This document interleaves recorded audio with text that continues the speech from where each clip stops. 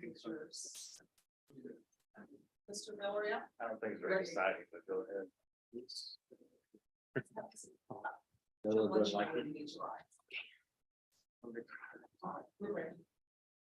How do we know that? All right, for the jury. Let's see.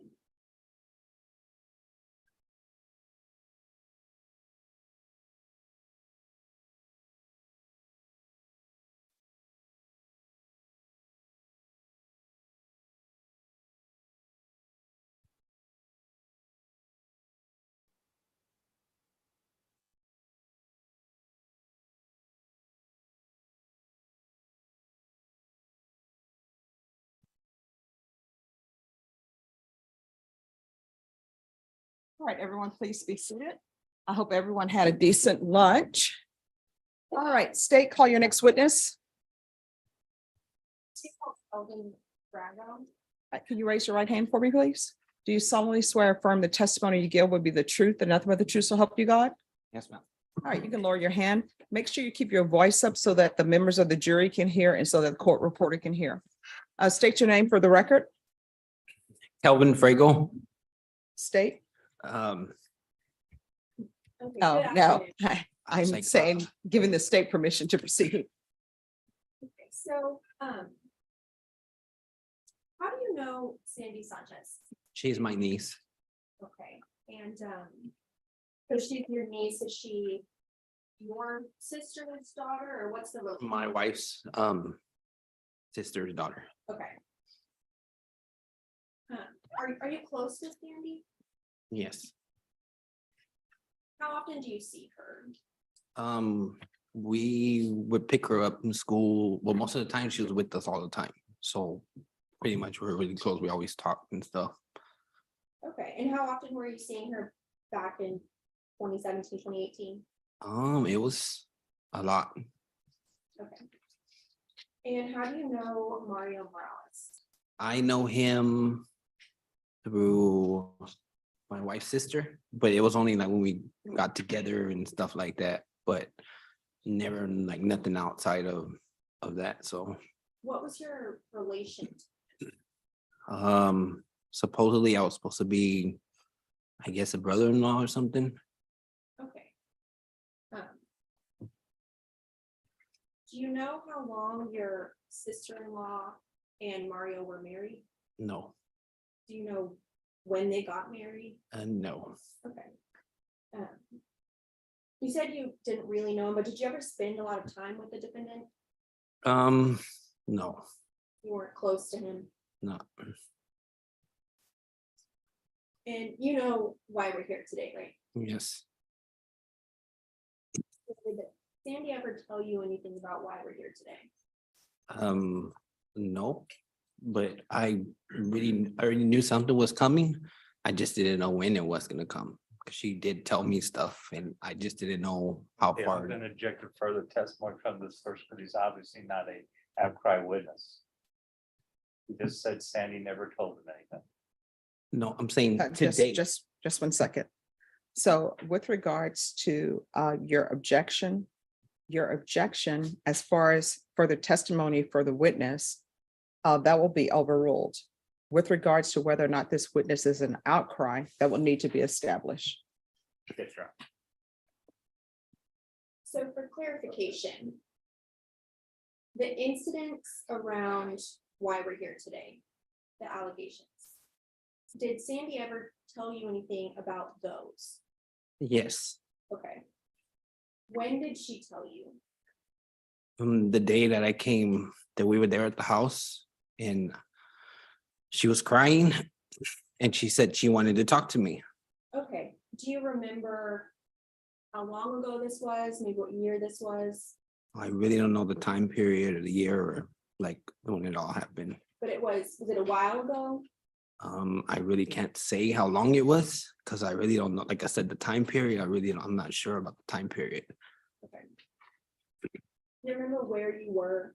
when she told you? I do. Where were you? I was in our apartment that we had at the time and we would pick up our her kids and we would always take them to school, pick them up from school while she got out of work and stuff.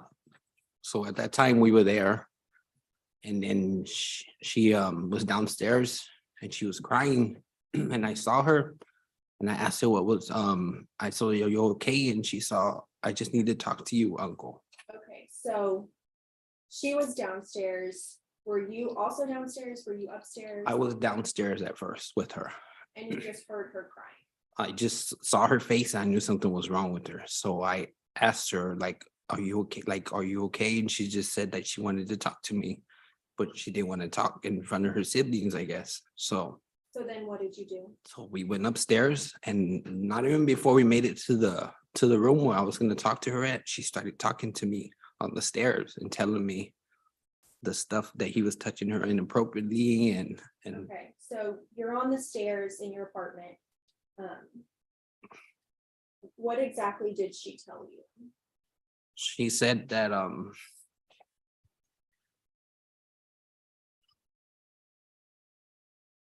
sorry. She didn't go into detail, but she said it was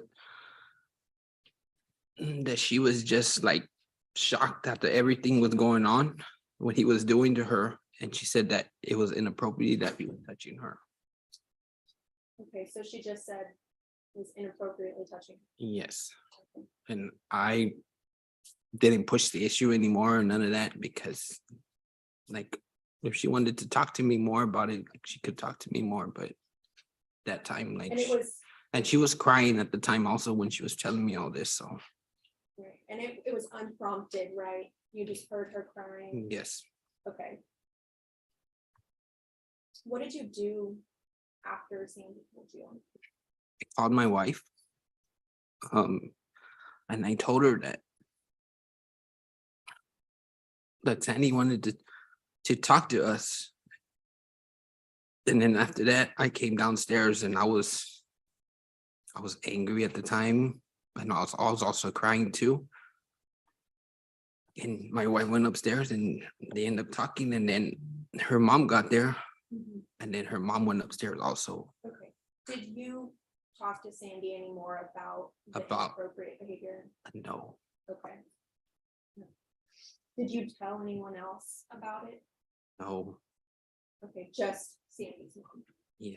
Well, no, she told her. Like I didn't tell her anything that Sandy told me because I figured it was between both of us. Mhm. If she talks to her mom or who she wanted to tell, that left it up to her.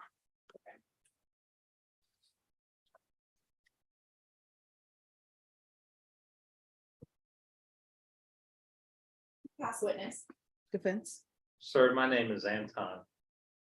I want to get to your testimony where you said Sandy told you that Mario touched her inappropriately. Can you be more specific of how the touching was and that it was inappropriate? I can't because she didn't go into detail. She did not go into detail with me. She Okay. just said it was wrong and she felt it was wrong the way he was touching her.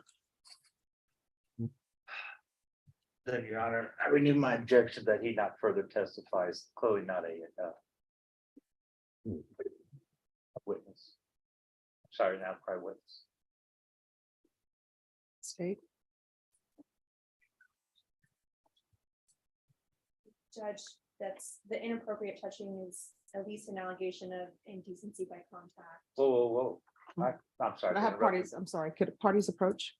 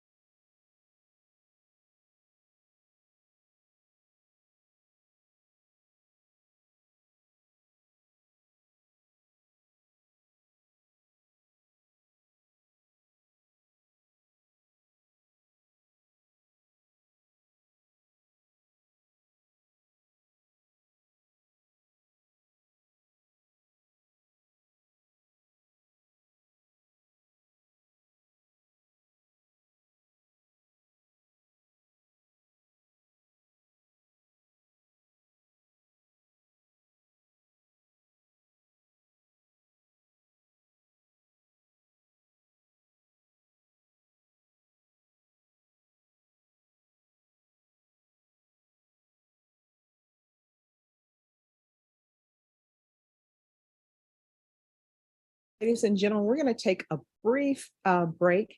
So if I can have you all back at 2:15, and remember, you've heard some evidence in this case, but you're not allowed to discuss it amongst yourself. You're not allowed to do any research. If you hear anybody talking about anything, make sure you turn away and don't pay any attention to it. Does everyone understand? All right, everyone, please rise for the jurors.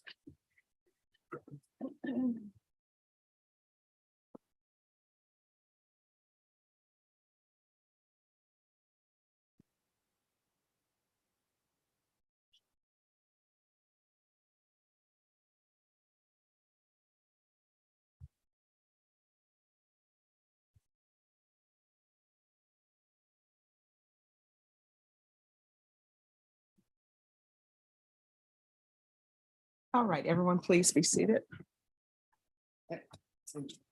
Judge, I guess since we're not at the conference, I'd also like to reiterate to the court the fact that Sandy's previous testimony, the complainant in this case, her testimony was that this is the person she first told. So I think that also should be taken into consideration by the court. All right, and the court is aware of the witnesses who testified their prior testimony, but because no one requested a hearing of whether or not this is the outcry witness or not, outside the presence of the jury beforehand, I'm just making sure that everyone is allowed to establish their record, and then the court can hear whatever questions both parties want to ask of the witness, then the court can make an informed ruling. So state it is your witness. If you would like to question the witness, and then defense, you can question the witness. And we're strictly here for whether or not this is an established outcry witness.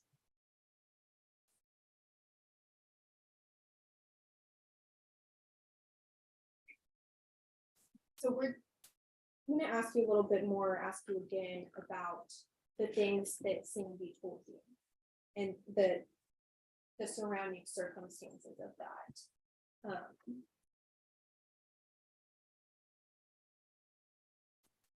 She's downstairs crying, correct? You could just answer verbally. Yes, ma'am. There's a, thank you. I'm sorry. No, it's okay. And you go downstairs and she tells you, what is it that she tells you at that point? That she wanted to talk to me. Okay. And did she want to talk to you down there, or she wanted to talk to you? She said, she wanted to go. Sorry, excuse me, sir. Could you make sure you speak up Yes, so that I can I'm hear? sorry. All right, no problem. She said she wanted to go upstairs and talk because her siblings and stuff were around. So like, she didn't feel comfortable, maybe not talking in front of them. So she wanted to talk privately. Privately, yes. And when did she start talking to you? We were walking up the stairs and then she just started letting everything go and telling me that like he was doing stuff inappropriate to her. Okay, and she said doing stuff, did she say, what you remember, did she tell you was happening? In detail, like you want to know all the details and everything, like If you remember what she told you that day was.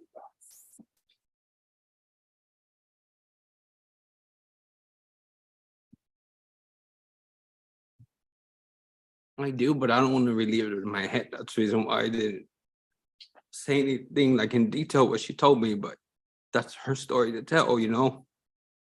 Yeah, I understand that. Fortunately, I do need you to answer the question. If you do have that knowledge, it's important that we know that.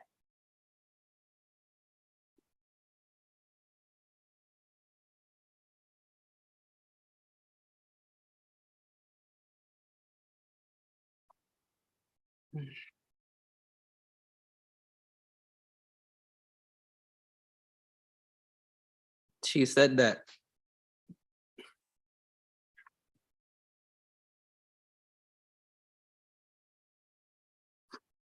he pushed her up against the wall, pinned her hands against the wall, and he was just rubbing all over her and doing stuff to her. I don't want to go any further than that.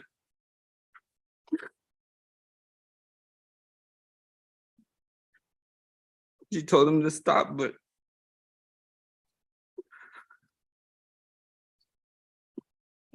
Do you remember where she said he was touching her?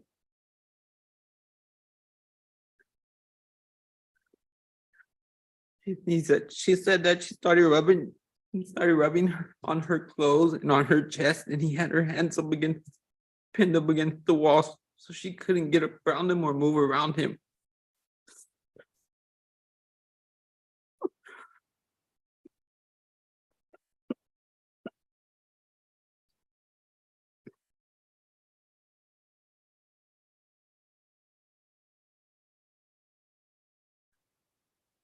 Did she talk specifically about the defendant touching her vagina? She didn't get into detail with all of that. And so he started talking about a little bit of details. I just stopped there 'cause I really didn't want her to go any further than that. So how did you interpret it then? She was frightened, she was scared, and she was crying. So I know he actually hurt her. And a lot of stuff just goes through my head, like I don't know how long it was going on and stuff. Like it was just a whole bunch of stuff going through my head at that time, and that's why I told my wife, she needs to talk to us.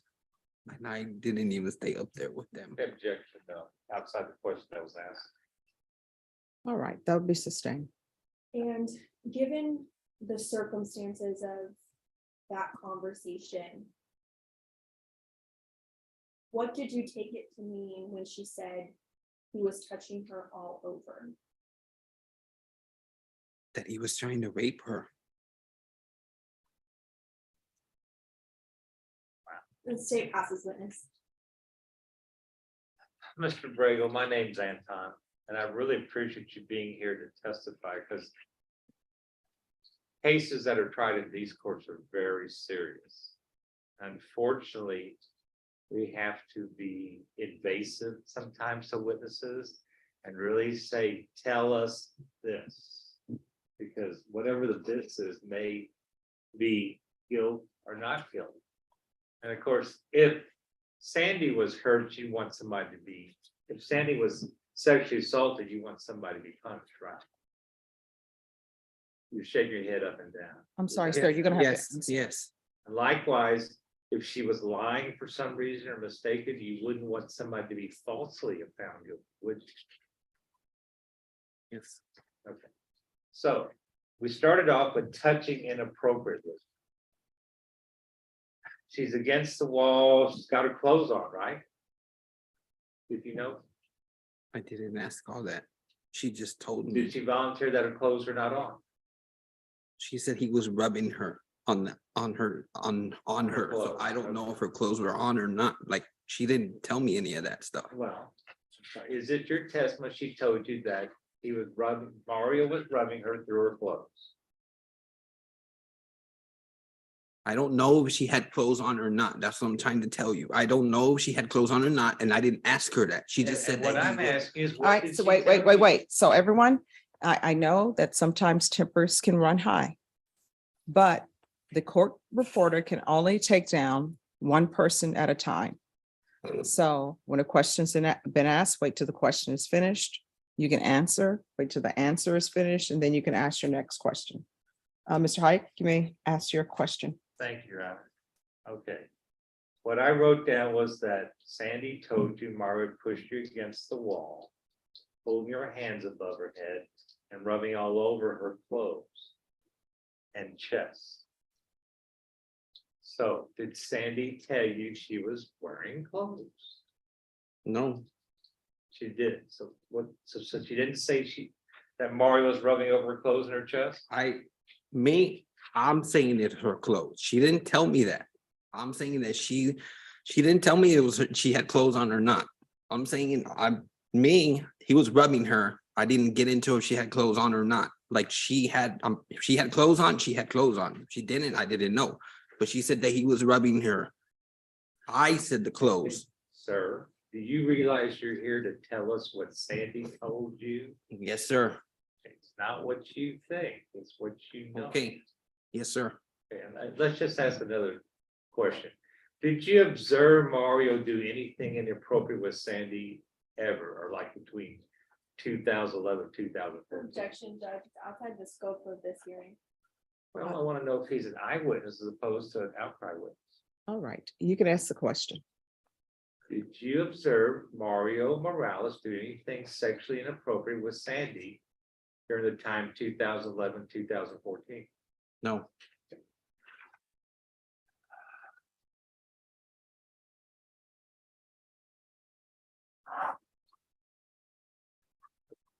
Okay, do you have any other questions? I haven't passed the witness, but Judge, I renew my objection. This witness has to either be an eyewitness or an outcry witness, whether we had hearings or not. He's obviously an outcry witness, the first person over 18 that Sandy says something sexually inappropriate happened to. And I know that she can tell four different sexually inappropriate, are all outcry witnesses. But this gentleman is saying, my client was rubbing Sandy over her clothes, and that's the best he can come up with. He's not truly an outcry witness. And certainly not to whether she was naked or something or didn't wear clothes. All right. Brief argument state. Judge, I would just argue that that is an outcry. The rubbing of the chest over the clothes or not is a sexual contact. All right. The witness will be allowed to testify. Defense, your objection is overruled. I have one more question then. Yes. Sir, do you remember at Sandy at age 8, did she have breasts that were visible?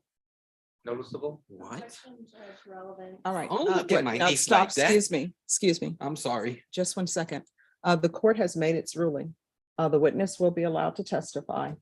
And everyone can take a brief recess. And we'll come back with the jury and everyone will have a time to cross-examine the witness. Defense, do you have, before the jury comes back in at 2:15, do you have any more direct? Just the question I just asked. All right, so when the jury comes back in, you can ask your questions, Mr. Hyatt. I keep wanting to say Anton. Oh, excuse me, sir. The witness, I'm sorry, the rule has been invoked. What that means, you can't discuss your testimony with anyone. The only persons you're allowed to speak to are attorneys for the state of defense, okay? Yes. All right, thank you. Everyone, we're going to be back at exactly 2:15. Thank you, Judge. You're welcome. Jeez, thanks.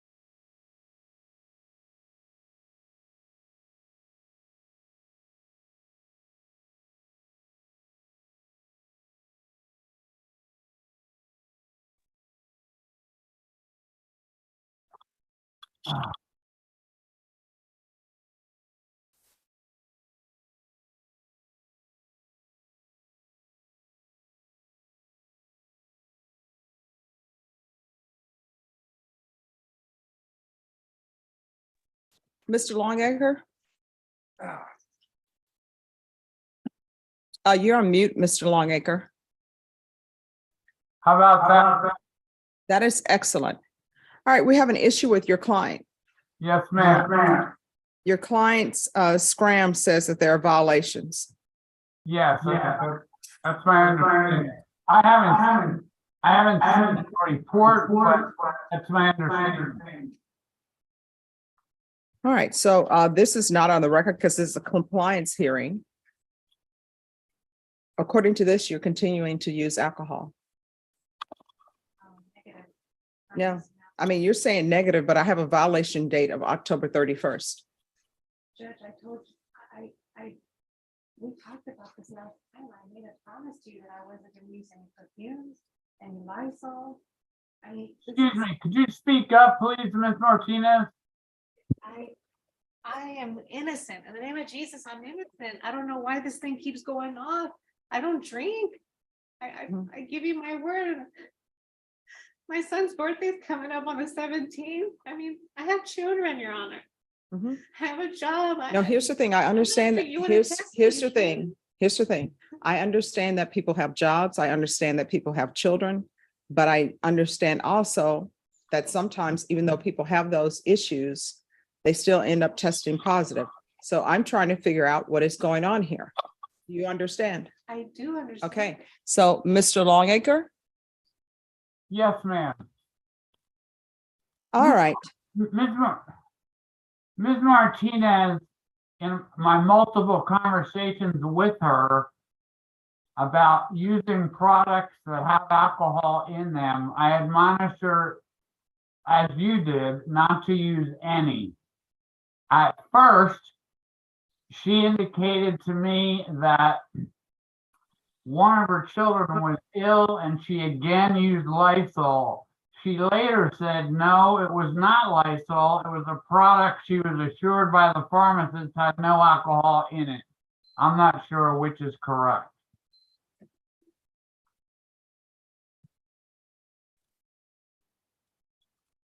All right.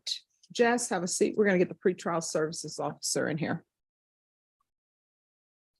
Yes. I just have a seat.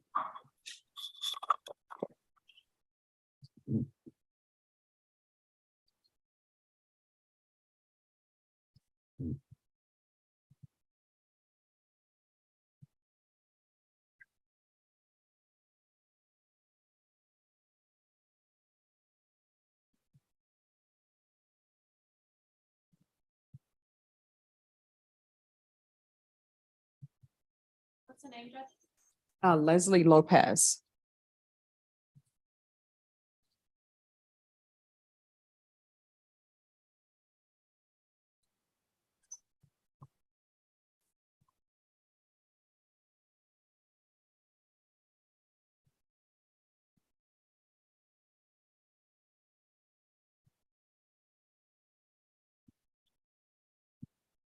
Judge, how are you today? Oh, I'm doing great. It's, the weather is great. We're in jury trial, so I'm trying to Sit take this down up again. during the break. Yes, ma'am.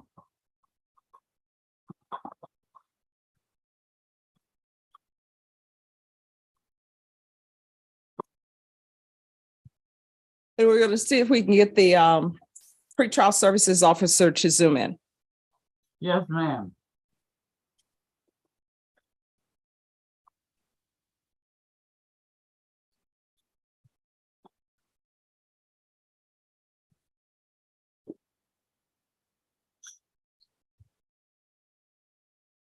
Ah.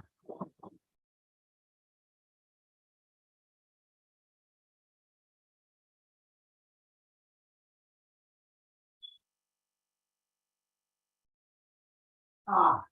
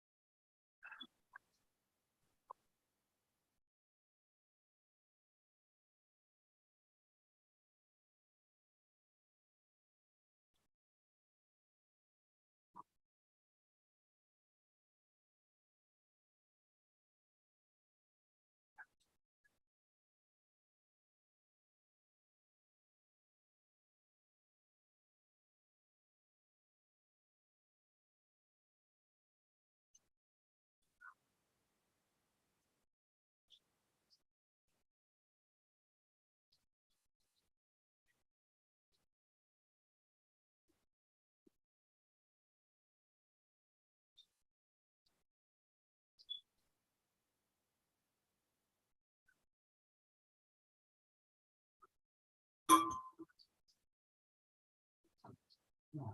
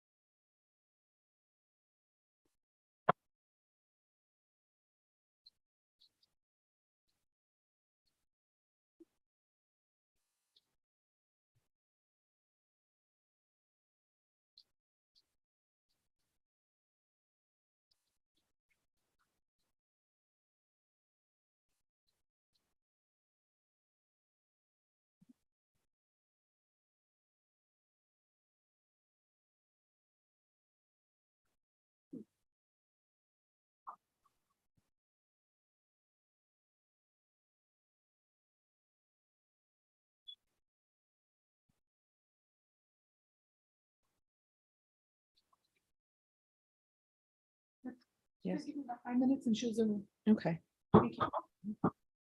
And Daniel's on his way down. all right, thank you.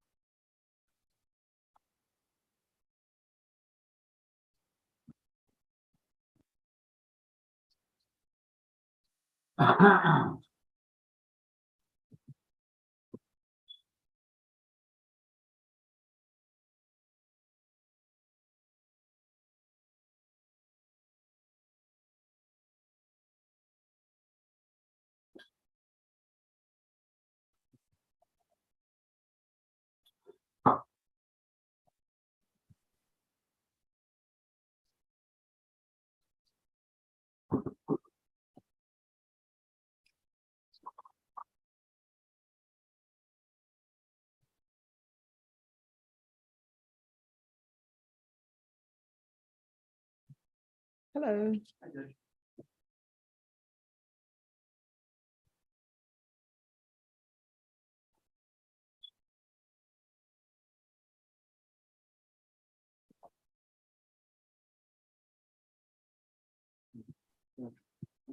No, population one. Yes, Give me 1 second, Judge. sure. The pretrial services officer is going to zoom in. Thank you. Thank you. ma'am.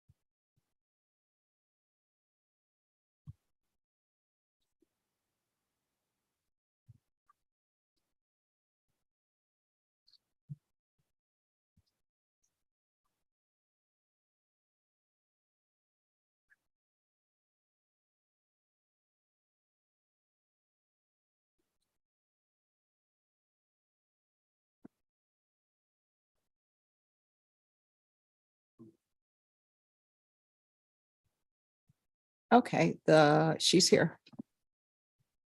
On Zoom. Sure.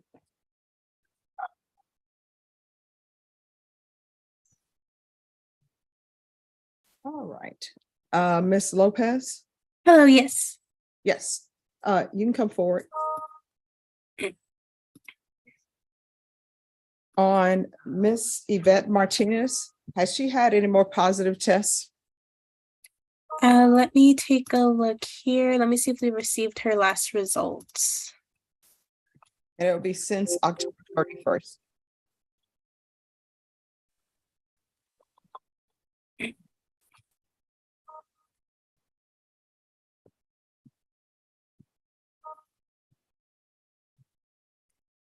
So she had taken her first test on October 26th. That one was normal. Her last test was on November 2nd. That one was normal. And she just took a test yesterday. We have not received those results from Century just yet. All right, and when are you expecting that result to come in? That should probably maybe come in Tuesday, Wednesday, the latest. I know usually they take about 2 to 3 business days. And I'm not too sure if there probably might be a delay tomorrow with with Veterans Day. So I would not say Tuesday, Wednesday. All right, but by Thursday, we would definitely know. Yes.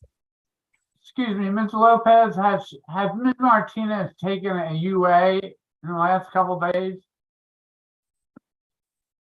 She took her a UA yesterday. And the result? Those results have not come in yet. Okay.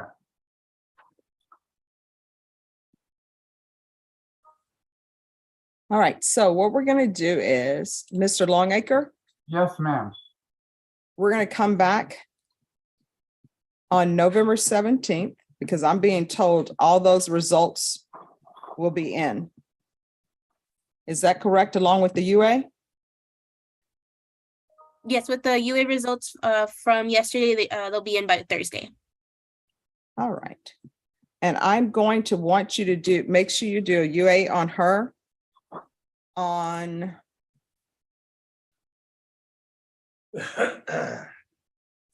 Monday, the 14th. Okay, sounds good. I'll go ahead and make sure that she goes on Monday. I was thinking about putting. All right. these Your Honor, Yes, on November the 17th, may I be permitted to participate by Zoom? I'm still having a heck of a time getting around. yes, you can appear by Zoom. Thank you. 9 o'clock, Judge? Okay, no problem. Yes, it'll be 9 o'clock. All right, so Daniel, she's gonna take, my understanding is that her November 2nd test was normal, but there are 2 outstanding tests they're waiting for the confirmations on. So we're gonna come back on November 17th to see what the results are. And she's gonna receive another UA on the 14th for alcohol. Okay. All right. All right, thank you, ma'am. All right, can you let Miss Ferguson know to come out so she can give her a reset form? All right, so we're gonna see you on November 17th. And You're Judge, welcome. just for clarification, when were the UAs given? Because I know we're just waiting for confirmation. When did she submit? You know? November, after, what day did she submit after November 2nd? November 9th, just yesterday. November 9th.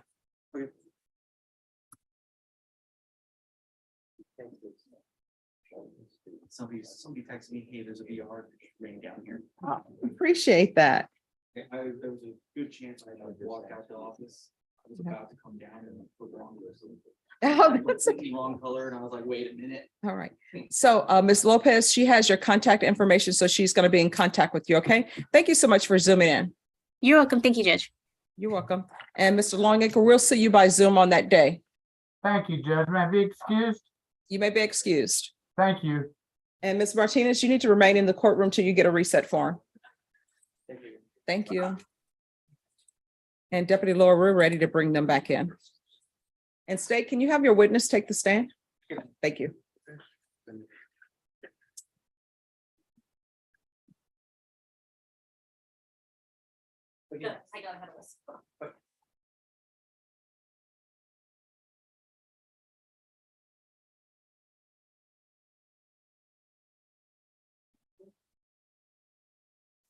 But at some point, we will come back exactly the time I give them. You said 15. Yes, but it's 2:16. My clock says 2:14. I say Oh. 2:17. Okay, we got, 2:14. all right, and the computer says 2:14 too, so we're, okay, we're gonna go with the computer time. I'll just have a seat once the deputy will make an announcement. And I believe where we left off, are we on cross-examination? Yes, Judge. Okay.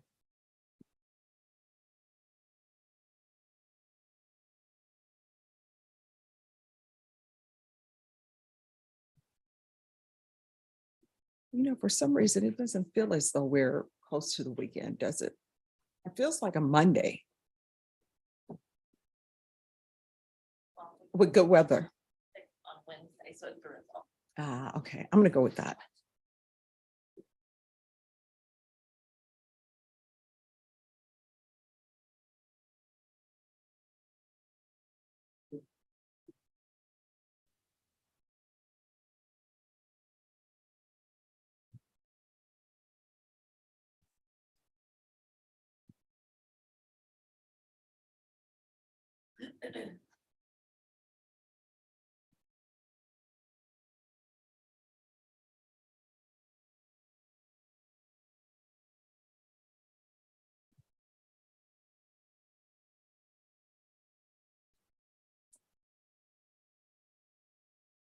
And you know, it wasn't too hot outside when I walked.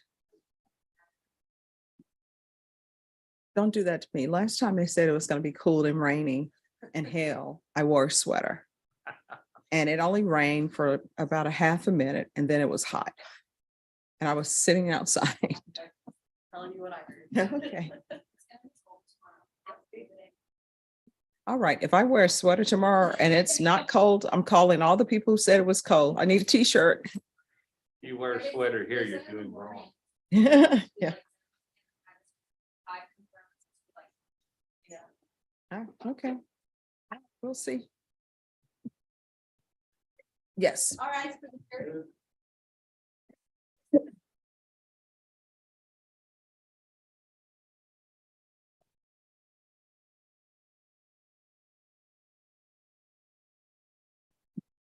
Oh, please be seated. We stand for you all. Yes.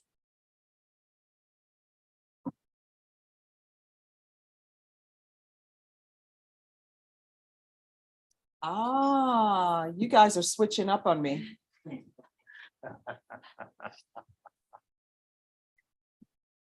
All right, everyone, please be seated. All right, defense, I believe it's your cross-examination. Okay, sir. The question is, in 2011. I'm sorry. She came to talk to you in 2013. I don't remember the year. All right, all right. 2011, you had her then, I'm sorry, Sandy, you picked the kids up from school, that sort of stuff. Did you notice soft protruding organs on her upper chest that would produce milk after pregnancy? I'm sorry, sir. I don't look at my niece like that. I'm not a pedophile. Okay, well, I appreciate that, but. So you don't know if she had a noticeable breast or not? Like I said, I don't look at her like that, and I'm not gonna Okay, notice. now just stop. Thank you. No further questions. Thanks. No further questions, Judge. All right, is this witness excused or subject for recall? Please come and state.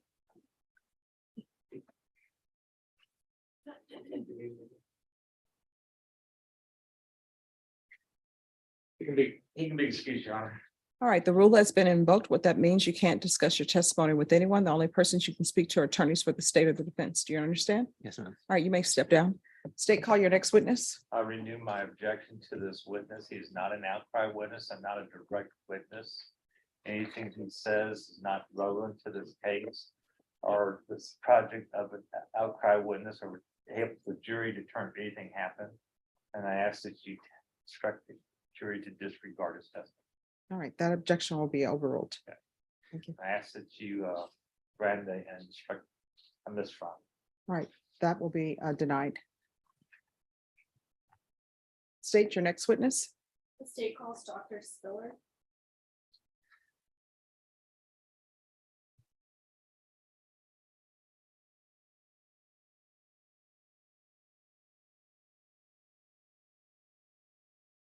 If you could raise your right hand. Do you solemnly swear or affirm the testimony you give will be the truth and nothing but the truth, so help you God? I do. All right, you can lower your hand if you'll state your name for the record, please. Yes, my name is Laura Spiller. All right, state. Good afternoon, Dr. Stiller. Hi. You want to introduce yourself to the jury? Sure. Hi, I'm Dr. Laura Spiller. I'm a child abuse pediatrician at the Center for Miracles, employed by UT Health San Antonio. What kind of training do you have? So I have a Bachelor of Science in Psychology with a minor in chemistry and in biology. I went to medical school and graduated from medical school as a doctor of medicine in 2011. I then went on to train in pediatrics. It's a 3-year residency program. So I did 3 years of residency, became a board certified general pediatrician. I worked for about a year as a general pediatrician and then decided to continue my training as a child abuse pediatrician. So I did that here in San Antonio at UT Health as a 3-year fellowship. So I did 3 years of residency, 3 years of fellowship after 4 years of medical school. And with your current occupation, what are your job duties? Yeah, so I am I'm a clinical assistant professor as well as a child abuse pediatrician. So in my role, I do lots of different things. So I see children in my clinic who are suspected victims of all types of child maltreatment. And that includes sexual abuse, but it also includes physical abuse and all types of neglect. Then sometimes when I'm on call, I will see patients in the hospitals in town. So I'll see children at University Hospital, at Methodist Hospital, and at Children's Hospital of San Antonio. I'm also the medical director of the Forensic Nurse Examiner Program at the Children's Hospital of San Antonio. So I oversee all of the forensic nurse exams that occur at the hospital. Okay, so you regularly give exams to children who are Yes. suspected victims of child abuse? Yes. How many of these exams do you think you've given? I don't have the number exactly, but it's probably that in the thousands. Okay, and have you testified as an expert before Yes. here in Bearden County? Yes. So these exams, let's kind of walk through what that looks like. Sure. What is the first thing that happens when someone comes to you? So for specifically for sexual abuse? Yeah. Okay, so in my clinic, a child will come into the clinic with a caregiver and they will become registered. The medical assistant will do all of the vital signs. And after all of the vital signs are done, then the medical assistant hands me the chart. I briefly review the reason for the visit. I get a very minimal information about why that child is there. And then I ask to speak to the child privately. I never interview a child with a caregiver present. And so that will be usually in my office or in the conference room. Sometimes I do have a resident with me who is training, and so they'll be an observer, but otherwise it's just the patient and myself. And after I collect the history, and the history that I get is for it's for medical diagnosis and treatment. So I'm asking them a lot of questions that sometimes is already asked in the forensic interview, but I'm also asking them medical questions as well that can go along with some of the symptoms they may be having with their mind and their body that may be related to the maltreatment. So that's part of the reasoning for the interview. And then after the interview, I take them into the exam room. I have them change into a gown. I give them a sheet to cover up even more. And then I give them a trauma symptoms checklist to complete by themselves. And it gives me a better idea how things are going with them in terms of stress, thoughts of self-harm, depression, etc. And after that, I always ask the child if they want to have a caregiver present during the exam. If they do, that's great. I'll let the caregiver come into the room with me during the exam. If not, then it's myself, a nurse, usually any observers that the child allows in the room. I would never force an observer in the room if that patient doesn't want it. And then I just do a full head to toe exam. So I'm listening to the heart, the lungs, I'm looking in the ears, eyes, all of the regular pediatrician exam, in addition to a colposcope exam for females. So that involves me looking at the external genitalia with a colposcope. So a colposcope is an instrument that stands about this tall. It has a light source and a magnifying glass. And it helps me to see the genitals in a lot more detail. So I'm looking at the vaginal area and I'm looking at the anal area as well with the colposcope. It's not an invasive exam. We do not use a speculum or anything else like that. It's just a visual external inspection. Okay, let's break that down just a little bit. So you said that you gathered medical history. Why is that important? Great question. So I'm gathering the history because I need to know what I'm looking for on exam. I need to know, well, if I see something on exam, is it explained or unexplained by the history provided? I also need to know what types of testing I need to do based on the outcry. Okay, and then the physical exam and the tests that you run, what are you looking for there? What are those tests? So what are the tests? So the tests that I'm doing are, well, it depends again on the history provided. So in her case, if you would like me to explain, or I can just say in general. So I'm looking for STDs. I'm looking for anything that may look like herpes, genital warts, chlamydia, gonorrhea, trichomonas, any injuries, healed or acute, that may be present on exam. And do sometimes those things come back completely negative? They usually do, yes. And that could still be consistent with sexual abuse? Yes. Okay. And then back to the medical history and talking to these kids, are children always able to give you a detailed recount of their medical history? No, Okay, of their so own medical history, no, sometimes they're forgetful or leave things out. often. Okay, and did you perform an exam on Sandy Sanchez in relation to this case? Yes. And Judge, can you approach? Yes.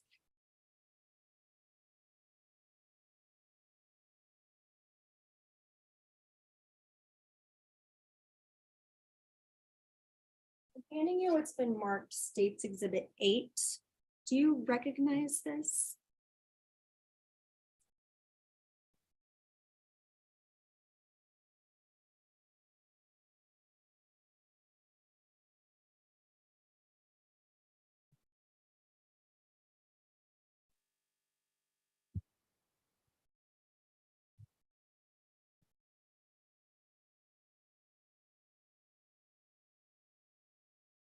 I'm going through everything just to make sure.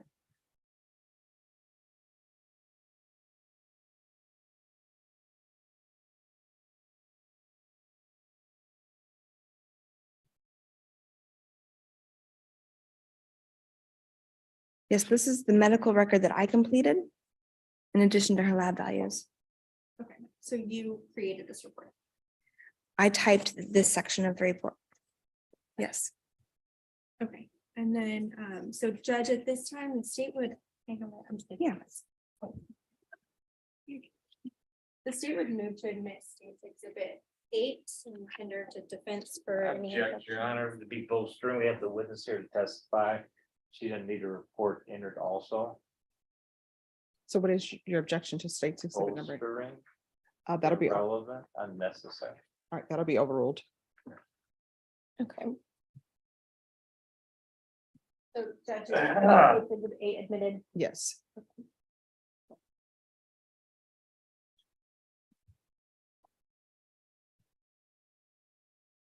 You just need to refer to it. Thank you.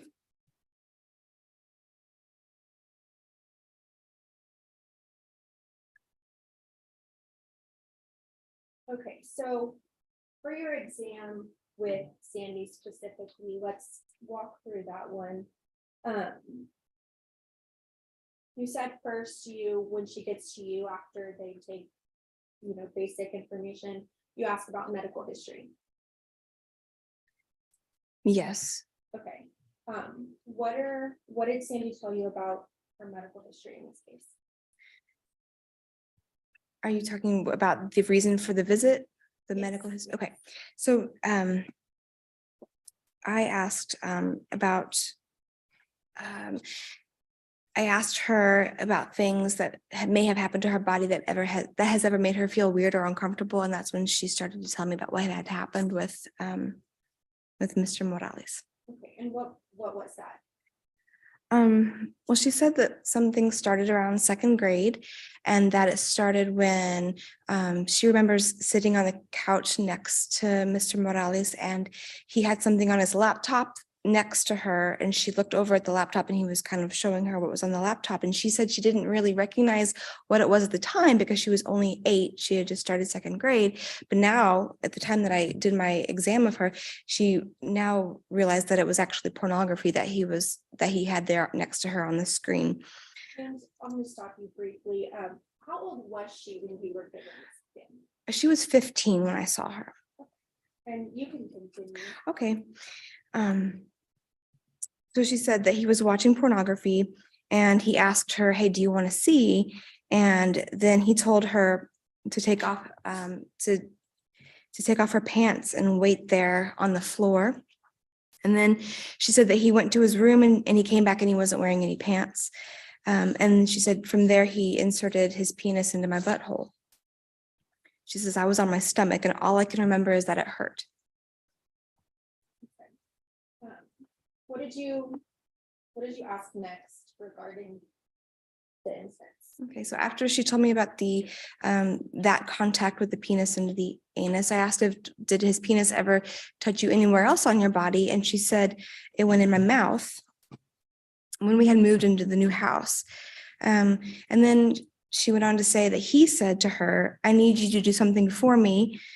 And then he told her that he said to pretend like my penis is a lollipop, but not to bite on it. And then he inserted the penis into her mouth. And I remember she said it felt like forever. And I thought that was a very important little detail that she gave me because she's telling me, you know, what she was thinking and feeling at the time it was happening. And I think that's important to note. She denied that anything came out of his penis when that happened. She denied any penis to vagina contact. And then I asked if any other part of his body touched her vaginal area. And she said, well, his hands did. He would do that on occasion whenever he felt like it. Usually he would get out of the shower when he wanted to do the hand to genital contact. And he would use lotion, she told me. And she said, when he was done, he would tell me to put my pants back on, use a wipey, and go take a shower. Okay. So did you know or did anything stand out to you about this interview with Sandy? She gave a lot of what I call idiosyncratic details in her history.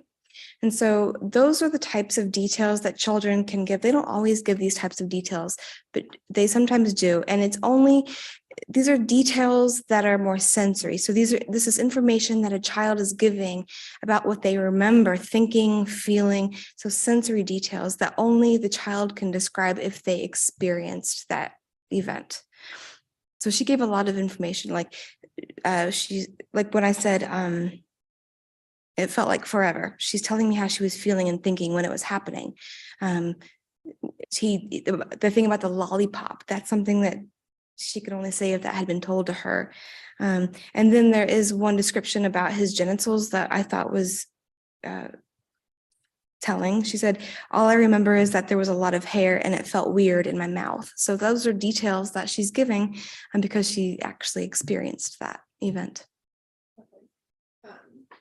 Did you diagnose Sandy with anything that day? I diagnosed her as a suspected victim of child sexual abuse, and I also diagnosed her with PTSD, post-traumatic stress disorder, based on some of the symptoms that she was talking about. What were some of those symptoms? She would tell me that she was having a lot of recurring thoughts about the events. She just kept reliving the events in her mind, and that every time she would relive those events in her mind, she would have her heart would start to race and she would feel like she was going to vomit. So those are all trauma symptoms associated with the trauma that she had experienced. Is it common for you to diagnose PTSD during these exams? I typically don't do that, but I did in her case because the symptoms that she described were just very characteristic of PTSD.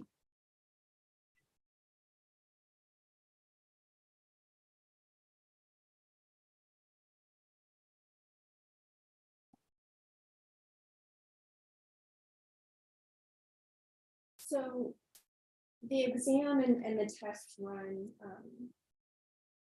what were all of the results of the exam?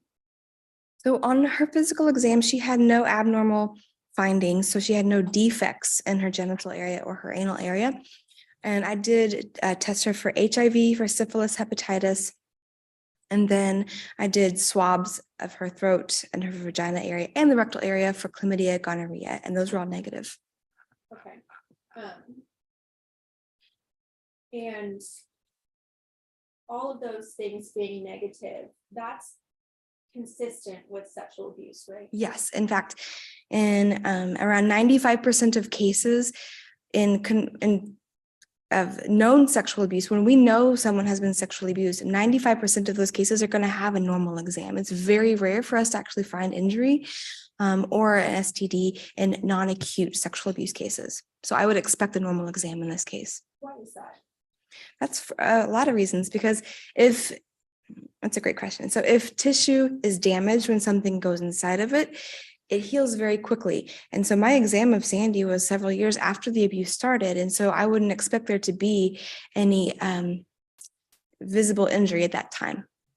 And sometimes, lots of times when children are abused, there is no injury because these people who abuse children don't intend to hurt the children. They would like to continue to abuse the children. And so they don't actually produce injury, or they don't want it to be painful for the child, because then the child would be less likely to not allow it, but less likely to tell. So you noted how Sandy, the abuse had happened a few years prior. In your experience, is that pattern typical, that children don't immediately outcry about what's happening to them? Yes, that's a delayed disclosure. It's very, very common for children to have what's called a delayed disclosure, especially when the abuse started when they were younger, meaning less than teenage years. And if the perpetrator is someone who is in a family figure position. So if someone is in a caregiver role and they're younger, they're much more likely to delay disclosure. And that's for several reasons. And one of the main reasons is they fear the perpetrator. They have been threatened sometimes, or they are afraid that their disclosure is going to change the family dynamic somehow, and they don't want to do that. And oftentimes, especially in Sandy's case, she did not know that it was wrong back then because she was only 8 years old when it started. An 8-year-old may not be aware that what is happening to them is inappropriate. You talked about some reasons why the outcry might be late. Did Sandy talk to you about why hers specifically was late? Yes, she did. If I may just review my notes here.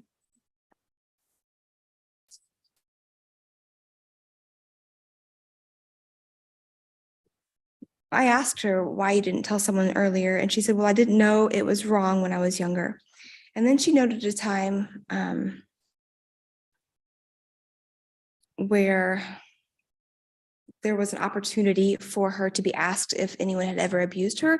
And Mr. Morales had told her in advance not to tell anyone about it because then she would be responsible for breaking up the family. And he asked her, do you really want your mom to hate you for breaking up the family? So that's a very good reason for her not to want to tell anybody. State passes witness. May I approach her? Yes.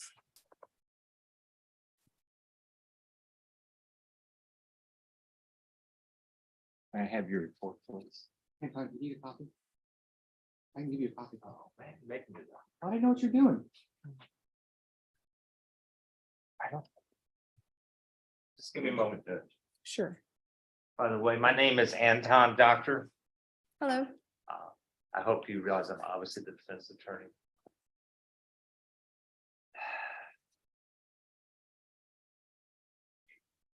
To say that you see no evidence of sexual abuse and that's normal really doesn't help determine if my client committed a crime or not on its face. Yes, no. I'm not. Can you please rephrase the question? Well, You're seeing Sandy when she's 15 years old. Yes, For something that occurred, I think between 8 and 10 is the best times we figured. So to say there's no evidence of sexual trauma could mean there was no sexual trauma, or it's just normal that didn't show up. okay, yes. Okay, good. All right.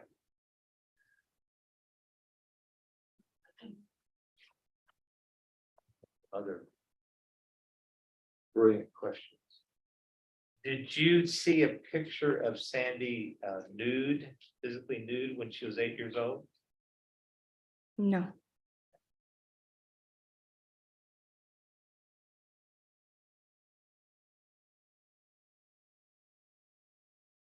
I'm looking at, pages don't have numbers.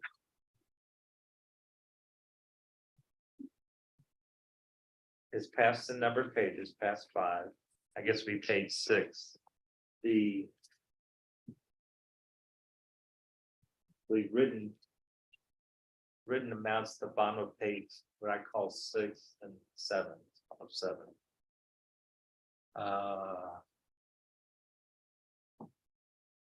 Reading HBI. Let me approach again, better.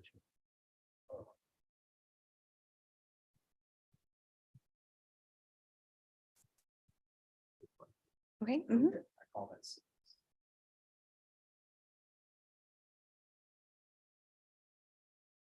On the bottom of page 6 is some narrative. Who took that narrative down? I did, And you typed it yourself, I believe you said. yes. Okay, so.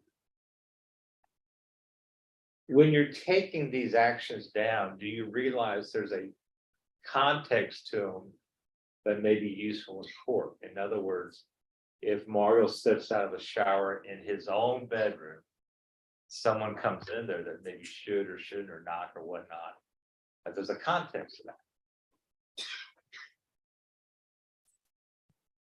I'm confused by your question. Okay, I don't get the confused doctors on. I know it's a sidebar, never mind. Okay, let's see.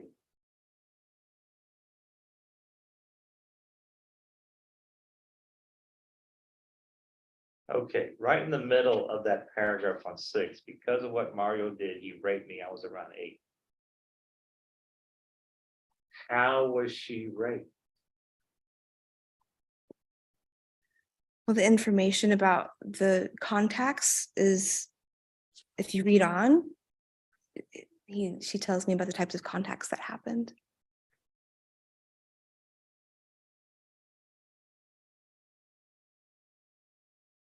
You know, we don't really use rape anymore as a term. So the first thing that in the context is the couch. I believe. I knew it was foreign, but I know now it's foreign. Yes, Okay. But he didn't touch.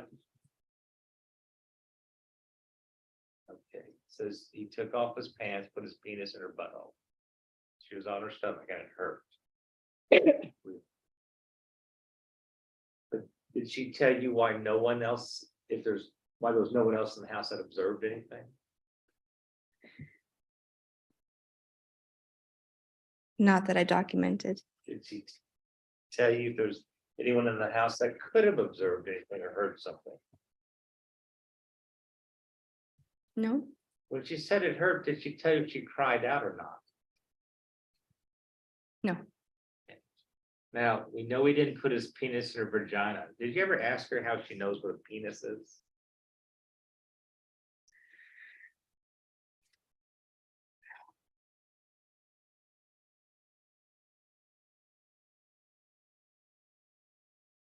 I did not ask her to define penis. I know some of you people have raggedy Anns and raggedy Andes that are somewhat anatomically correct. No, You don't, okay. we do not use Did you dolls. show her a in the clinic. picture of a penis? No,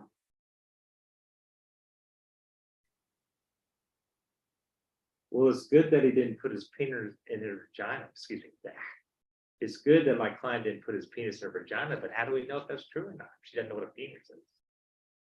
Other than telling you the penis. Gotta be verbal. I'm very confused by your line of questioning, sir. And I'm confused by your confusion. If you've never shown her a penis, or you never ask her, how does she know it's a penis? How do we know whether my client put his penis in any hole in her body? I'm just documenting what she told me. She's 15 years old. Most 15-year-olds know what the names are for female and male genitalia. Okay, but you didn't ask her if she knew. No, I did not ask her to define penis. Okay. In this court, we try and deal with evidence and not what might have happened. Sustained.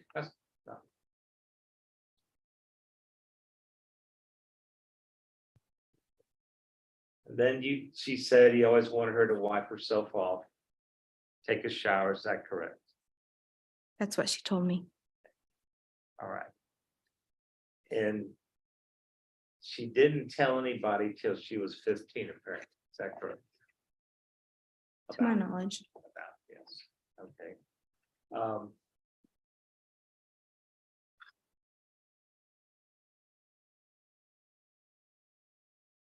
How recent would sexual trauma have to be for you to observe it? I know that's a big question. Are you referring to an acute injury or a non-acute injury? Acute injury. Acute injuries are most likely to be identified on an exam within 24 hours of the sexual event. Okay, so if you didn't observe any sexual injuries, acute sexual injuries, then she didn't have them in 24 hours, did she? You said you can see them after 24 hours, so it must be, if she was injured, it must have been longer period than 24 hours away. Help me understand your question. If she was injured, it must have, Well, they don't teach medicine in that, well, so I've learned it on the fly. We've talked about things like tears and vaginas and hymas and whatnot, and I kind of have an idea with that. So when you say an acute injury shows up in 24 hours, if she didn't have acute injury, it either didn't happen or it happened so long before 24 hours that you can't see it. That's kind of the question. you said that you're telling me that you believe that the injury doesn't show up until 24 hours? That's not what I said. Okay, tell me what you said again. I said the most likely time to find an acute injury on a child who has an injury after sexual contact would be within the first 24 hours after the sexual event. Okay, so then how long would it be that an acute injury doesn't most likely show up? I'm very confused by the question, sir.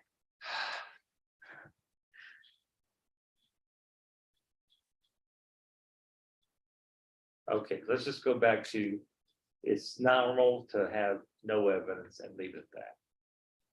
If there's no injuries, It's normal to be normal after a sexual assault. okay, or some sort of assault. Do you recall if okay, you didn't see Sandy at all when she was 8 years old? Did you Correct. see a picture or anything? No.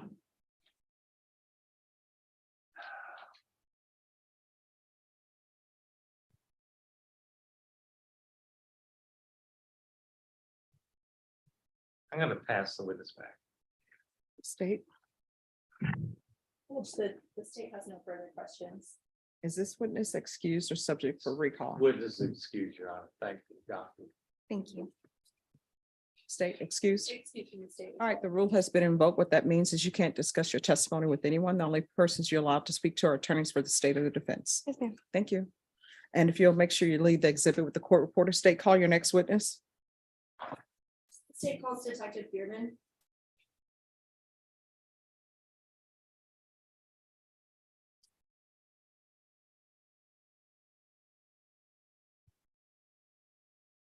If you can raise your right hand for me, do you solemnly swear or affirm the testimony you give will be the truth and nothing but truth, so help you God? I do. All right, just have a seat. Make sure you keep your voice up, and if you could state your name for the record.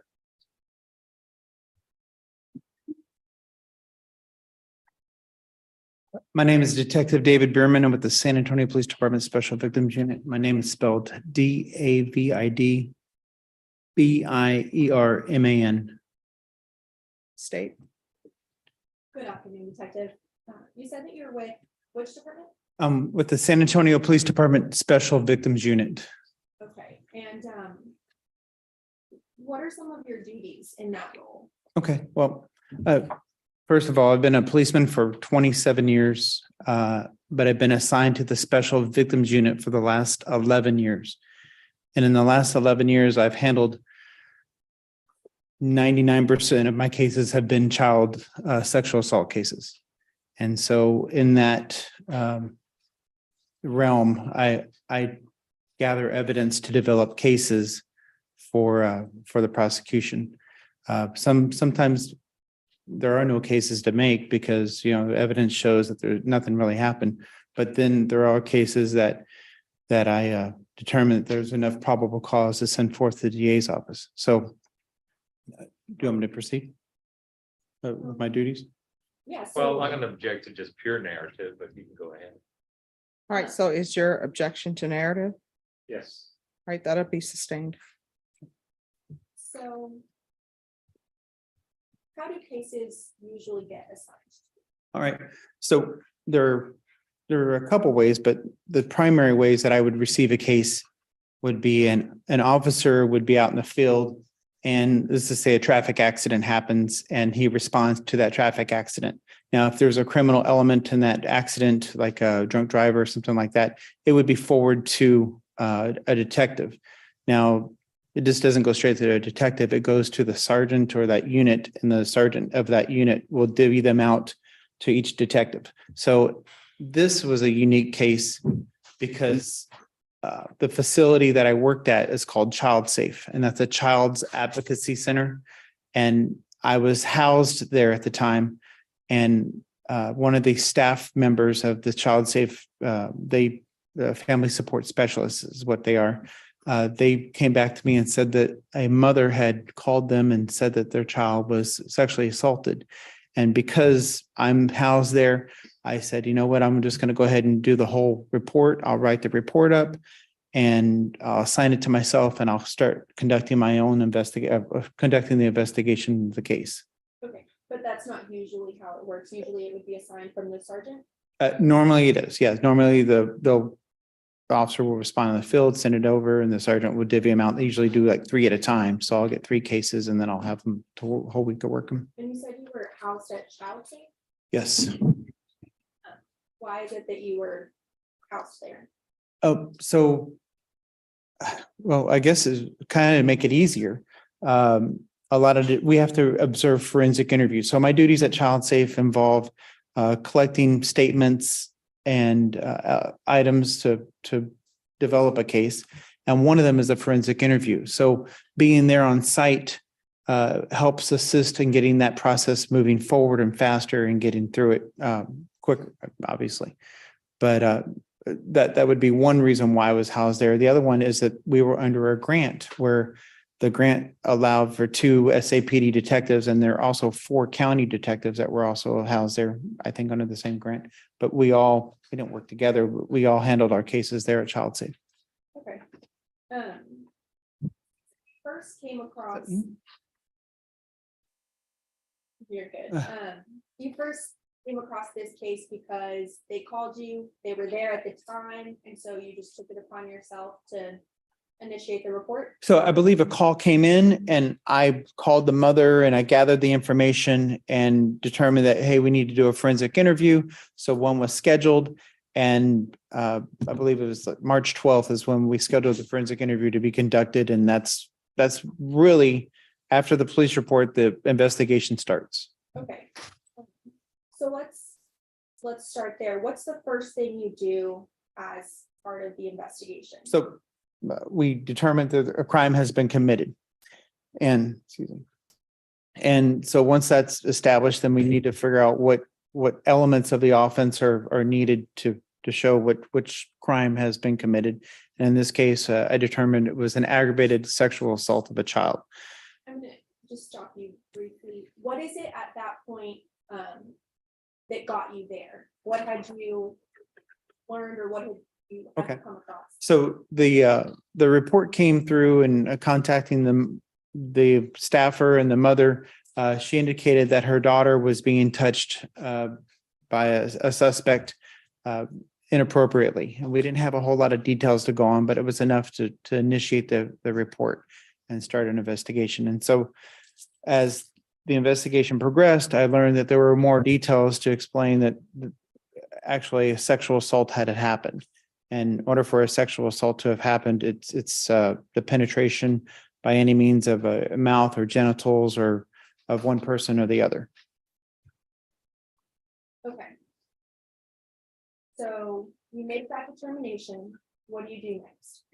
And so we had the forensic interview, and during the forensic interview, the details showed that that this child had been sexually assaulted several times over the course of months, to include anal penetration, his genitals in her mouth, and she gave very vivid descriptions of each throughout the interview. Then I have to also, I can't just go. I'm gonna stop Sure. you again. Just want to get the details out as we go along. What's the purpose of the forensic interview? Okay. So the purpose of the forensic interview is so that, well, one, it's a neutral site. It's not like I'm the one doing the forensic interview. We have specially trained individuals there in the interview room that handle this type of cases, these types of cases, and they're trained to talk to children, and it's not a law enforcement lopsided type of interview. It's a neutral interview to where, I'm sure there's anyway. It's not a police directed interview. And that way the child gets a chance to tell their story. They don't ask yes or no questions. A lot of it is an open end. Tell me the story as to how what happened to you. Okay. And so you don't conduct that interview, but you watched it? Correct. And I observe 90% of the interviews. Sometimes I'm off and they're scheduled outside my working hours, but I'm able to sometimes zoom in and view it that way since COVID's hit. But I do eventually watch every single interview, whether it's on DVD or it's there through closed circuit TV monitoring, I guess is what we call it. So that was kind of the first step of your investigation here? Yes. Okay. What was the next step? So the next step was to collect statements from the outcry witness. And in some cases, we can use a witness statement. We can use a medical report if we determine there is a skin-on-skin contact, then we send the child off for a medical exam. And in that medical exam, they send me a report and I'm able to add that to my case study. I can't use everybody's statement because really it's limited to the outcry witness, maybe a witness that overheard with the outcry witness and or had some facts of knowledge. And then the complainant statement and the medical statement. So using those, I summarize those types of items to show what I found to determine that there was enough probable cause in the case. So in this case specifically with Sandy, you mentioned you speak to witnesses. Who did you talk to? So the first one was the outcry witness. It was the uncle. Well, I also talked to the mother, but the uncle said that he had been questioning her, but like, hey, if anybody ever touches you, you need to let us know. And she goes, well, it's already happened. And he's like, well, what are you talking about? And she described the defendant touching her. Okay. Did you speak with anybody else? Yes, I talked to the complainant's mother, and she gave somewhat of the same story that she had heard from her. I'm not sure if it's her brother or not, but she had heard from him that she was being touched, and she's the one that reported it. There was also a cousin involved in this case, and I made contact with her. She was a little bit more difficult to contact. She didn't want to really be involved, but I was able to get a statement from her as well. Okay. You mentioned also medical exams. Yes. Was that part of this case? Yes, yeah. So we had we send the child to the Center for Miracles, and they schedule the appointment, and they show up and they get an exam, a kind of a wellness exam. It's not an evidence gathering exam where they're gathering physical evidence because it's usually a delayed outcry. And so there's not the physical evidence that you would find in a just happening type of case. So a delayed outcry allows us to make sure the child's okay and know that she's okay with her body and everything's going to be fine. And you reviewed an exam in this case? I did. And the details so during that exam, they do a patient history so they can know what they're examining for or what they're looking at. And those details of what the complainant told the hospital staff was consistent with what I had been gathering throughout the interview So or the what- investigation. So what she had said in the child safe forensic interview and then to the witnesses was consistent with what she had also told during the medical exam? Yes, yeah. So all those items they remained consistent, very, very, very similar. And you said at the beginning that you had initiated the report as an aggravated sexual assault of a child. Yes. After you reviewed all of this evidence, what did you do?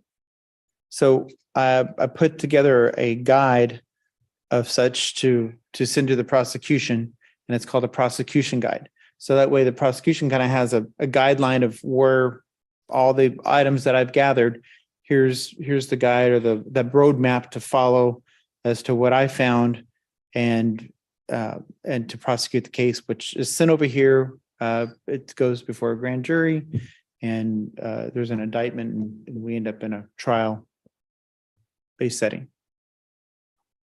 Judge the state process witness. Defense. Hey, Detective, I'm Anton. May I approach you? Yes. Yes. Detective, do you have any copies of your reports with you? I have in my prosecution guide. That's what I have, sir. Now, let's see what that is. Okay. I do not have my police report.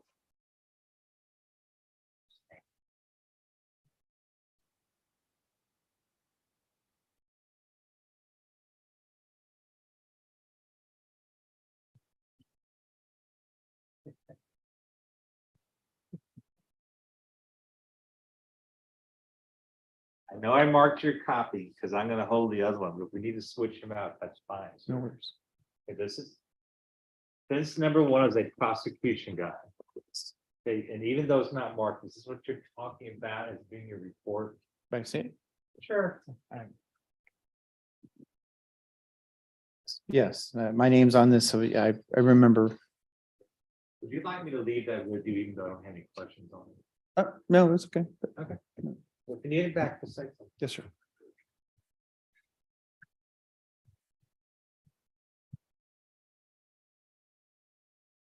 So the front page of your prosecution guide, you list the complaint as Sandy Sanchez.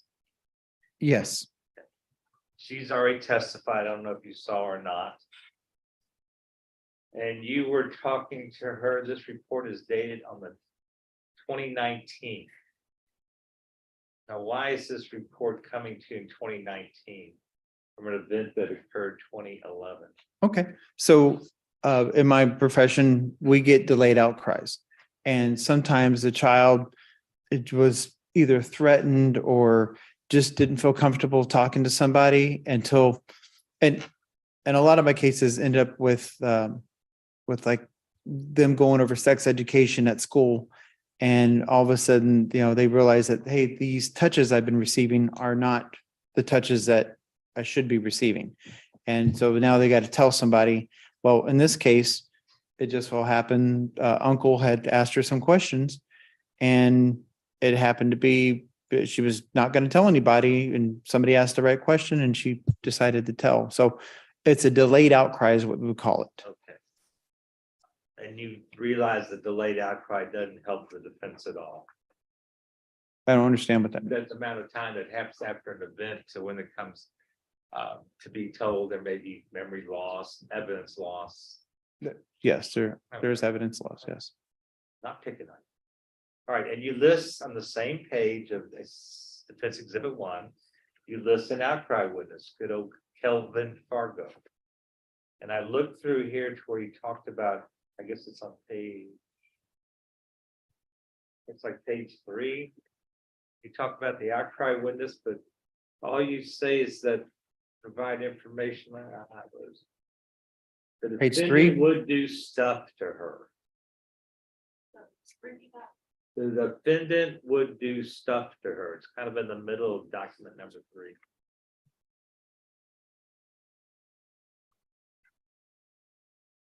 Where the outcry witnesses, and it says. Correct, yes, it says the defendant Okay, would, told there's- him that the defendant would do stuff to her. So I misplaced some words in there. I can see that. Chill out. Stuff is not an illegal activity, is It is not. it? And you weren't explicit about what stuff was. If Sandy told her uncle about sexual assaults. Correct. And likewise, I'm going back to the first page, you have a witness, Vanessa Rosas. And she's way in the back.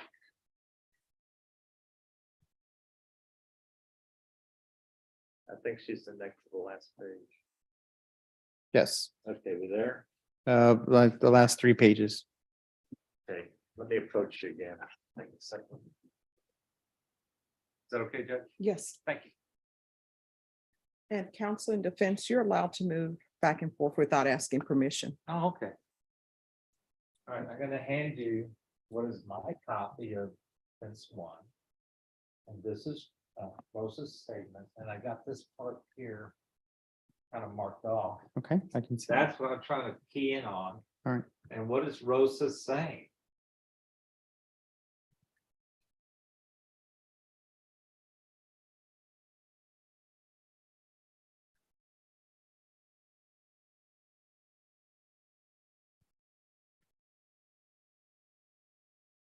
Okay, so in the statement from the complainant, she had described an incident. Okay, I understand. The question is, what is Rosa saying that makes her an eyewitness? Oh, so she remembered seeing a brush in this child's hand, but could not recall what room it had been in.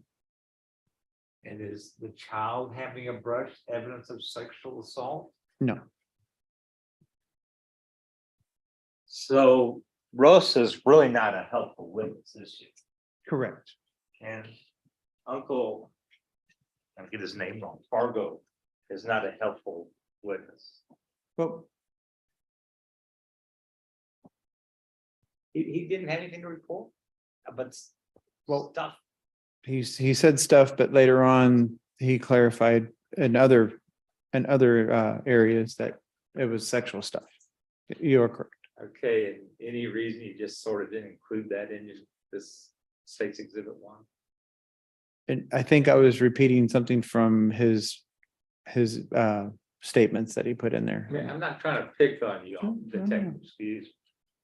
But when you produce these documents, we read them and try and make a decision whether a case goes to trial or not. Right. So you can see where some of these items might be really important. If we're talking about sexual assault, I'd surely like to have heard that Sandy told my uncle that he touched me here, he put a finger there, whatever it was. I did not clarify what stuff was. You're right. Anything else you didn't clarify, that's important. Well, I'm sure there is, but I wouldn't know where it is. I'm gonna pass you back to the prosecution. State, Just a moment, Judge.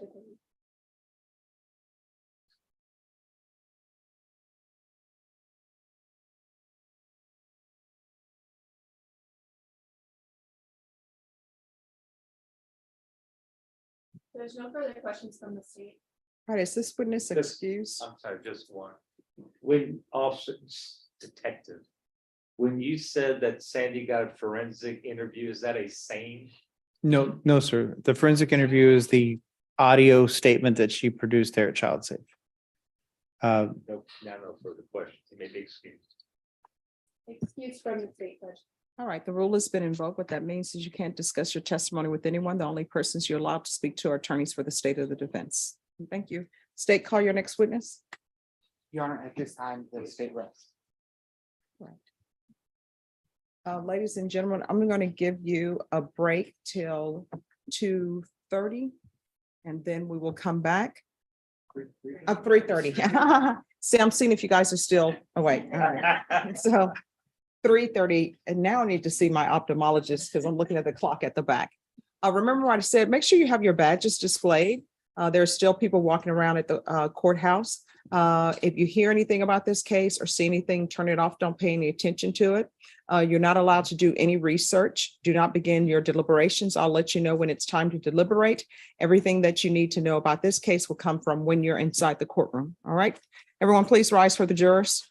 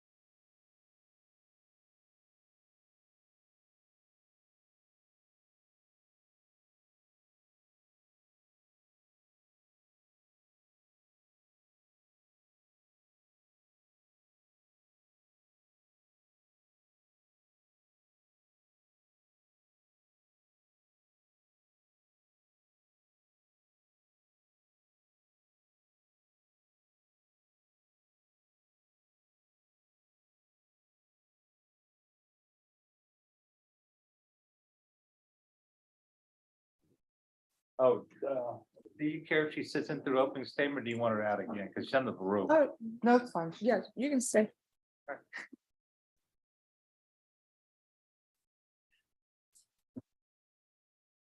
And Mr. Hyde, how many witnesses are you anticipating? To Your Honor. Okay, all right then, guys, what I anticipate doing is we'll let the state finish with their witnesses, then Okay. see if the state has any rebuttal. And then what we'll do is both sides can rest and close if that's where we are. I'll send the jury home. We'll Work on it. have the charge, and then on Monday, we'll come back for closing arguments at 9. That sounds, All right, is everybody okay with that? that sounds like the best I've been plan. enjoying 9:30. 9's fine, Your Honor. Okay, Whatever you say, Your Honor. all right, thank you. All right, I'm gonna sit down. That'll make the jury come in. I just, for the court's education, I don't anticipate the state will have any rebuttal. Okay.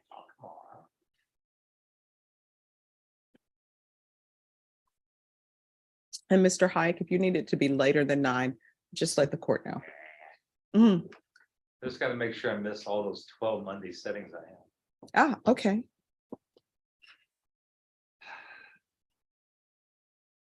I either have no case days or tremendous case days. And That is all a- these courts dropping Zoom have killed me. First off, I gotta make it down here. Yes, yes. All right, the jury. And secondly, it's hard to do in and out the same day. Ah.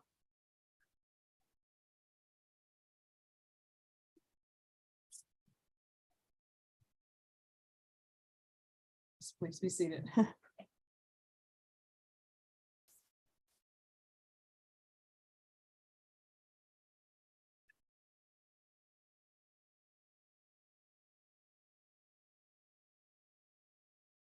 All right, everyone, please be seated. And state you rest.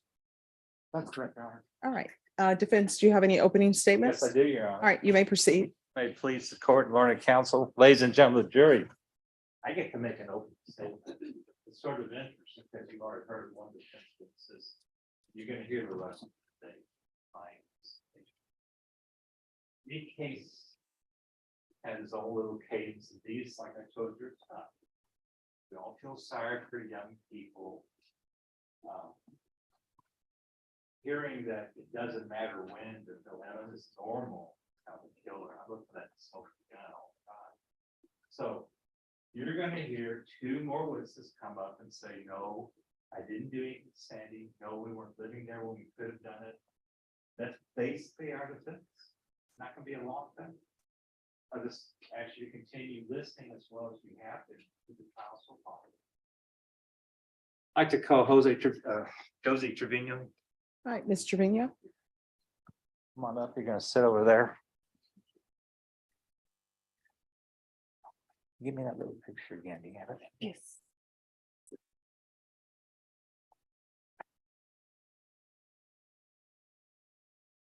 Oh, I just, I don't know what, just click. I'll figure out something. This is a little sensitive 7.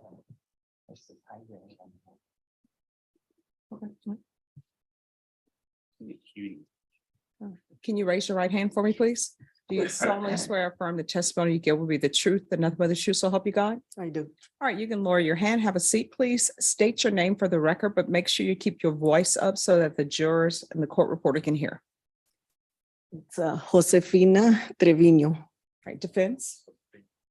Thank you, Your Honor. Ms. Trevino, is this the first time you testified in a courtroom? Yes, it is. And you want to pull one of those microphones a little closer? I can hear you pretty well. Just This one. take the big, yeah, there you go. Okay. And you're the mother of Mario Morales. Yes, That's the defendant sitting next to me. We've had this trial going on for day 1 and 2. correct.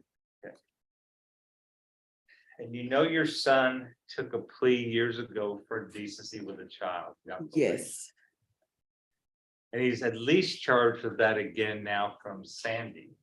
yes, You know who Sandy is? yes. All right, and what was she to you? And it's not necessarily legal. You're like a grandmother-in-law or something. Exactly, yes. They would call me grandma, like in the little picture I just handed to you. Okay, wait a second, we're getting to there.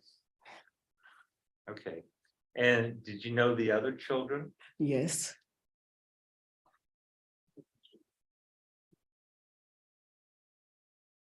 All right, but you accepted that family for different events, is that correct? correct. Did you ever have them all over to your house or anything? Yes, Did you talk to the children? of course, yes. Let me approach you here. I need help with this, the zoomer. Did you lift it up, right? You want to admit it first? Yeah, whatever. I don't have a place to mark it. We can put it in an envelope. Okay. We'll Alright. just pretend. Excuse me. Does she want to have that back? No, no. I mean, if she wants that back, once it's admitted in evidence, she can have it back. If you all want to just have that for now, and then if both parties would like to make a copy of it, then Sure, that could go back to with the jurors. I'm sorry, so close, Judge. Yeah. We have no objection to Thank you. it being I admitted for don't purposes want, of. I don't need it back. No. Don't be upset. I'm gonna hand you what should be marked as defense exhibit number 3.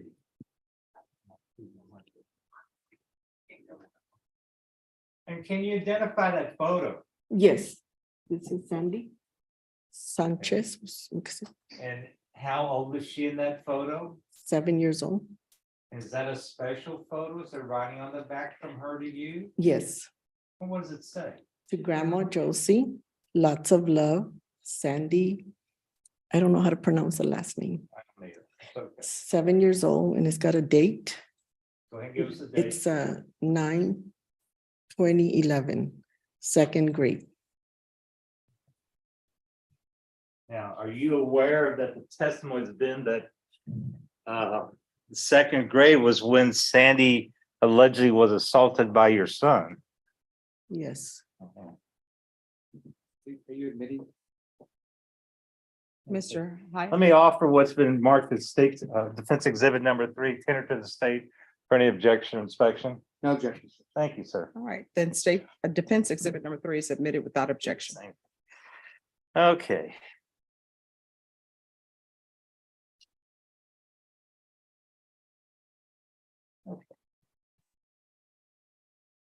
And that's little Sandy when she was 7 years old in second grade. yes, And she's a pretty little girl, isn't she? yes. Did she ever tell you your son did something that would be sexual abuse? No, never. Did you ever notice her being sad? No, Did you ever notice her where you would suspect she's got something she wants to say? no, never.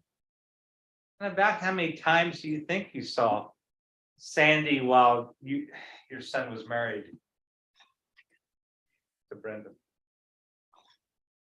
I don't want to guess. I really cannot recall exactly. We did a lot of functions, barbecues, special occasions. And you were showing me some pictures from 2010 on your phone? Yes, I found a picture from 2011. Okay, That- 2011. Yes, where we all went to Longview, Texas, where my granddaughter, that's his daughter, Mario's daughter, graduated. Okay. And when you say we all, is that There was, him and his wife and the 3 children? oh, no. It was myself, my husband, my daughter, Michelle, her husband, and then her 3 children, and my son. Sandy wasn't included on the trip? They weren't together. Oh. Okay. Did you show me a picture? I thought y'all were together with Sandy. No, Sorry, got lost. Are you surprised that your son would be accused of some sort of sexual activity to Sandy? Yes. Object to the relevant. Sustained.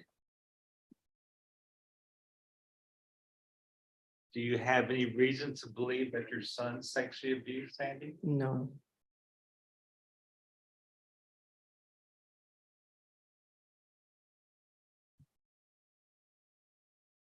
Do you have any reason to believe that Sandy would lie? Or make this up? No, So you don't.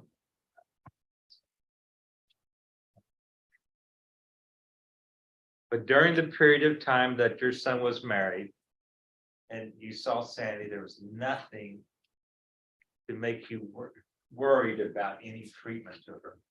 I never did. And I experienced a lot of sexual abuse myself. And I can say for a fact, I do know, what happens to one as a child. I was 5 years old. And I never. No, and I'm a bit amazed at how much there is. Do you still relive that? Judge, I'm gonna object to Yes. all of All right, that'll be overruled. Okay. And did you talk to the other two children in Sandy's family? Did you ever notice them being sad? Did you ever notice them appearing to want to tell you something they were hiding? No, never. They were always real playful. The youngest daughter always followed me. I always carried her. I would bring them toys when I would go visit, all three of them, whatever I could, little things, but Okay, now, this state has brought a piece of evidence that shows where your son has to register as a sex offender. And that means telling the state where he's living. right. And I'll just tell you, when he was married, his wife was very good about making him do that. Okay. Now, do you know that your son lived with your daughter, the one that testified yesterday? Yes. And did he live with you at different times? Yes. Let me show you what's been marked as Defense Exhibit 2.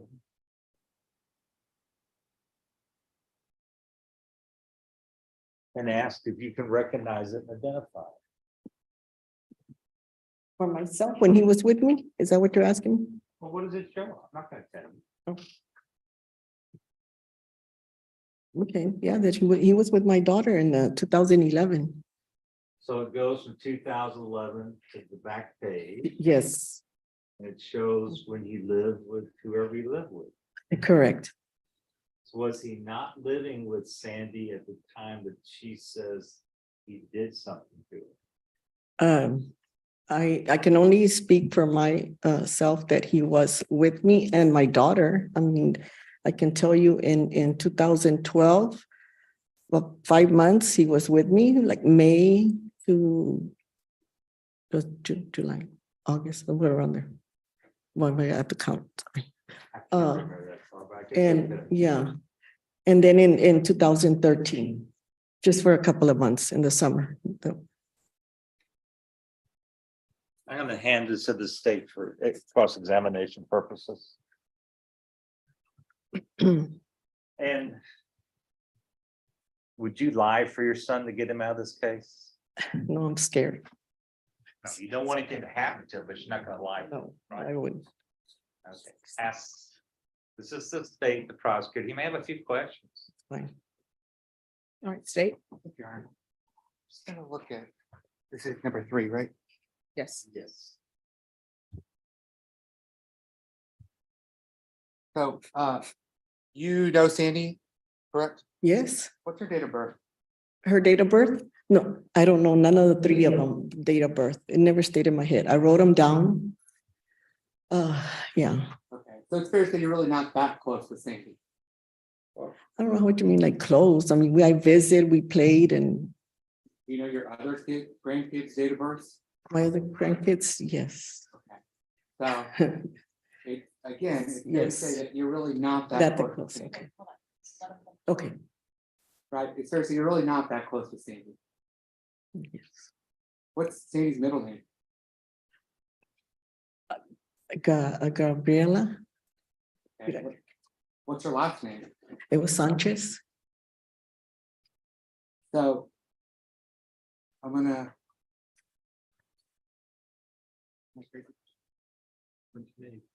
the photo. We just had it.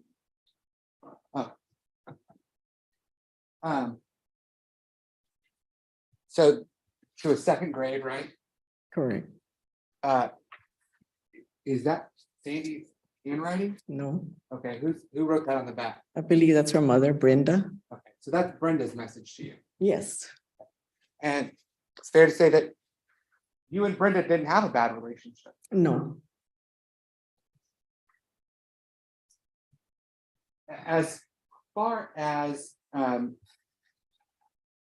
this times that you say that he was letting you, he being Mario, your son.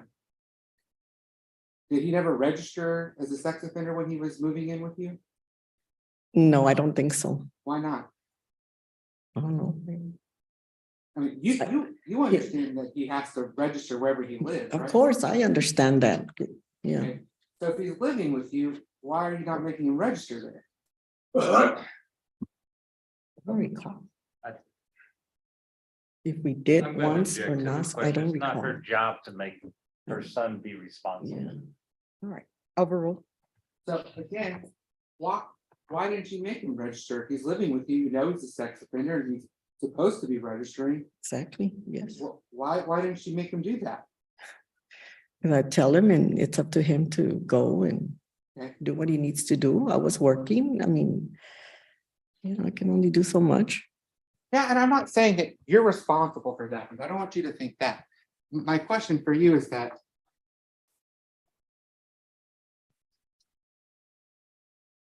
he's living there, he's a sex offender, you know that these records are kept, because we need to know where they are. Why wouldn't you do that? Again, why wouldn't I tell him to go? Yeah, tell him to register. I did. Okay, and he just didn't do it. No, That's your testimony. What was your address when he was living with you? I wrote it down. It's on Micron. It was a Crown Metal. But there were townhomes. I don't even recall if it says that or apartments. Okay. So does 7880 Micron Drive sound familiar? Yes, that's what it is. Apartment Apart, 3701? 01, Okay. correct. So he did register at one point at your apartment, right? I don't recall. I'm sorry. I don't recall. Okay. So I'm going to show you what's been already admitted as State's Exhibit number 3.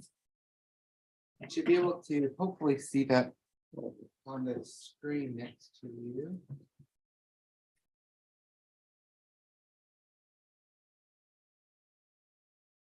Right, 7880 Yes, Micron Drive. Mhm. I'm sorry. Apartment 3701. Right? Yes, And he's registering at your address on July 29th of 2014. Okay. Right? So he can register where you live, fair to say, right?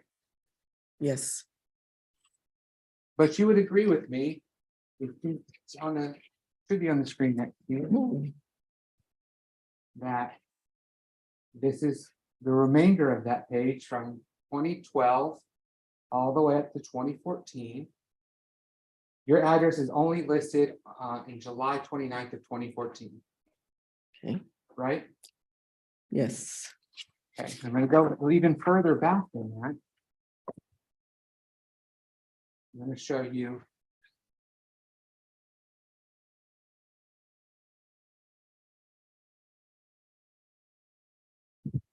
Technology, not doing it. From, let's just go from 2010, September 14th of 2011, rather, to February 18th of 2010. None of those are that Micron address drive, right? No, I don't see it.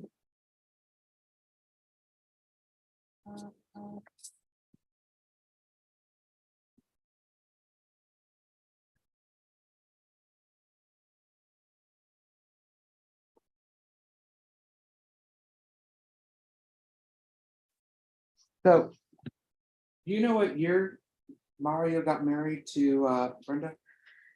I don't recall. Okay. Do you know what year they got divorced? I don't know. So in 2011 to 2014, do you know if they were still married or not married?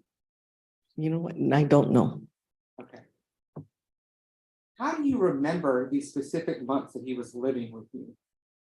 Wrote them down. I had to go back and ask my daughter. I am very forgetful, worse now than ever. But yes, I had to ask my daughter. Okay, so is it your daughter telling you where? he- We were recalling, you know, things that was going on at that time. And so little by little, she was, yeah. So I'm trying to understand, just correct me if I'm wrong. Are you saying that you, at the time you was living with you wrote them down, or you just wrote these down? No, this was a while back. Okay, and what do you mean by a while back?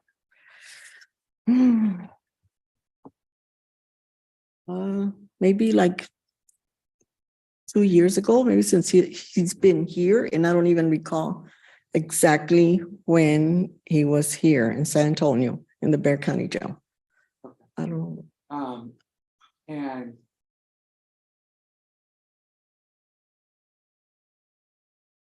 at any point, did you think that this might be important for the state to know? You know what? I didn't know what to expect. Depending on, that would get a call or something, or So it's your testimony that from your not so good memory, he was living with you for months at a time, and you figured this out about 2 years ago. And that is despite him registering at other places during those periods of time. yes. I'll pass this. Defense?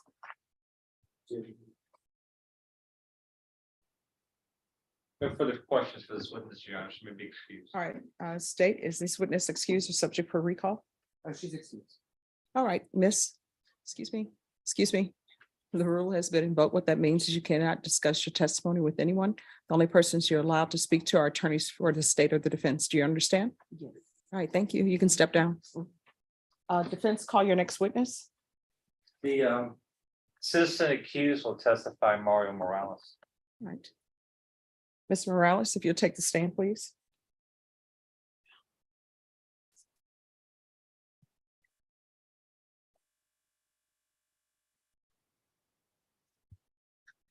Thank you. This is witness, you're excused, you don't need to be, you can stay in here, right? Now, state, do you have any objection to this witness remaining for the testimony or no? No, Judge, I just, she understands that she's not gonna be able to testify after this if she's remaining.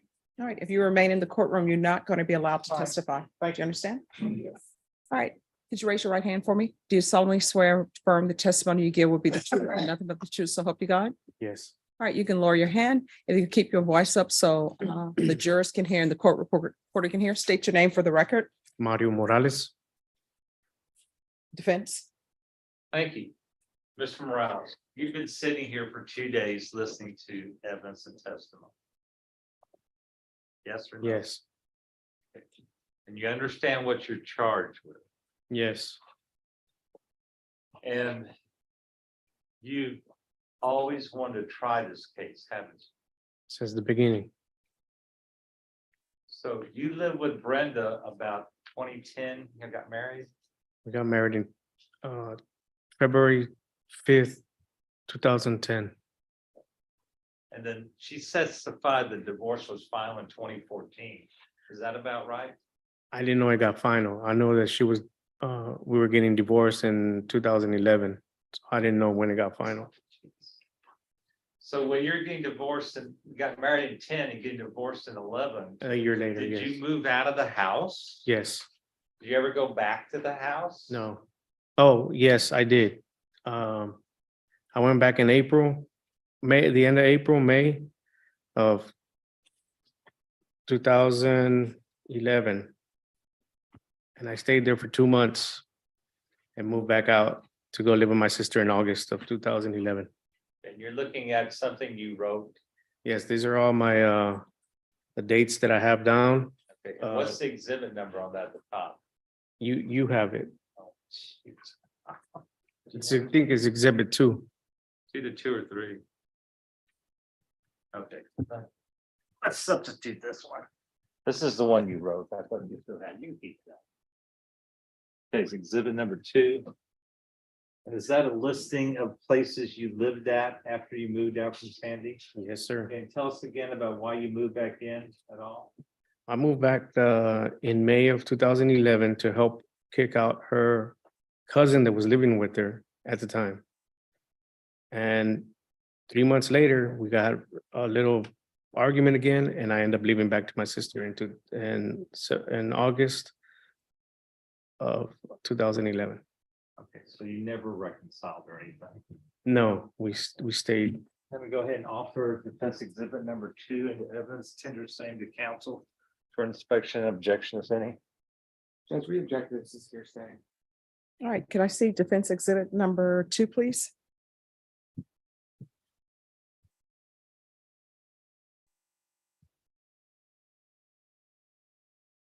All right, the objection will be sustained.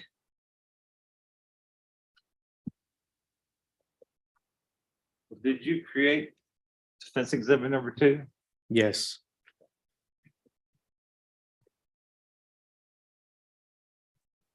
During the brief period you moved back in with Brenda, did you sexually assault Sandy? no, sir. Did you ever sexually assault Sandy? No, sir. Did you stick your penis in her mouth for what seemed like forever? No, Did you lotion up her genitals, her vagina and butthole? no, sir. Did you stick your finger in her butthole? No, sir. Did you stick your penis in her butthole? No, sir. Did you touch her breasts? No, sir. Did she have breasts at that age? She was only 7, 8 at that time. Do you have any idea how she came up with this story against you?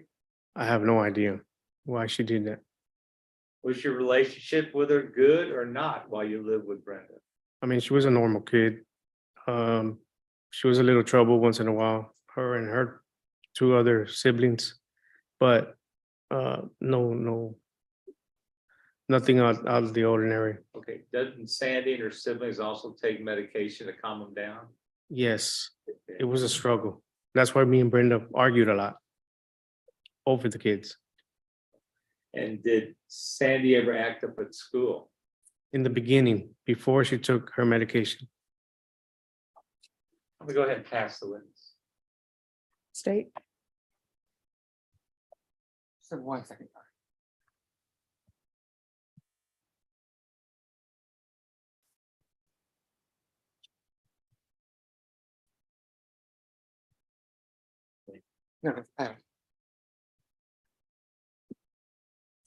No, Mr. Moss, I have a couple questions for you. First, I want to talk about the case that made you a convicted sex offender. How old was that kid? I don't remember, like 12. Okay, who was it? How are they related to you? That was my ex-wife's stepsister. And you went to prison for that offense in 2001, right? I was offered probation and I violated my probation and got TDC time. Again, you went to prison for that, I went to prison for indecency with a child by contact. for violating my probation. Yes, It's a simple question, sir. The offense yes, is indecency with a child by contact. yes, Makes you a lifetime register and sex offender registry, right? yes, You've also been to prison after that too, right? yes, And you went to prison for violation of your sex offender registration, right? right. That's why I wrote that timeline where I was staying at, and they finally caught up with me. And you got 3 years for that, right? Yes, sir. In 2017. Right? Yes,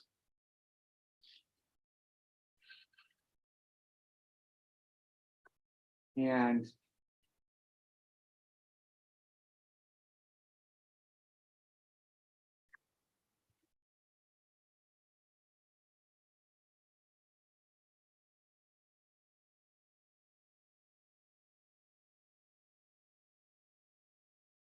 you were, let's talk about the marriage to Brenda for a second. You said you were married in what year?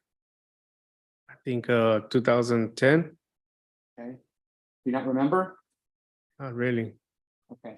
So you can remember the months you were with your sister, but you can't remember the year that you got married to your wife? Yes, we were always arguing and it didn't last long. Okay. Again, my question is, you can remember certain months in 2012, apparently when you're saying you're living with your sister, but you can't remember the year that you got married? Right. Okay. And then you said you don't even know when you got divorced, right? Well, she offered me the paperwork and I signed them and I don't know when they got finalized. Okay, what year was that? 2011. Okay. Would it surprise you that you were not divorced until 2014? I just heard that earlier when she made that statement. Okay. You realize, you signed this waiver of service for your divorce, right? Because you didn't want to really participate in it. Right. And you didn't sign that until 2013. Okay. Okay. So if they say your timeline's off, A little bit. so again, you're basing this memory of staying with these people, but you can't even remember when you got divorced. Well, when I stayed with my mom and my sister, we did a lot of events together. So that's what helped me remember more. How many times have you been divorced? Twice. How many times have you been married? Twice. Say that's a lot less times than these other events, right? Yes. If you get those times would stay out in your mind. Well, I try to move forward. So let's talk about State's Exhibit number 3 for a second, which is your registration. You've sat through all the testimony today and a little bit yesterday, right? Right. You've been listening, right? Yes. And you've seen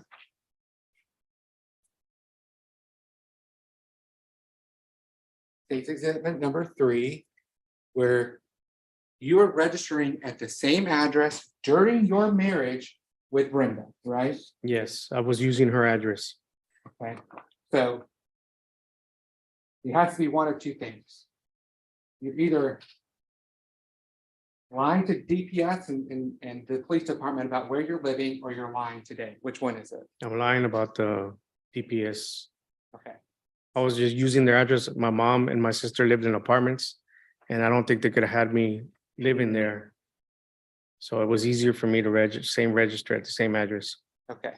And that's So- why I went to prison for 3 years. It caught up to me. So you're okay with lying to law enforcement, right? I'm not okay with that. I mean, you just admitted that you have. Well, I didn't have nowhere else to live.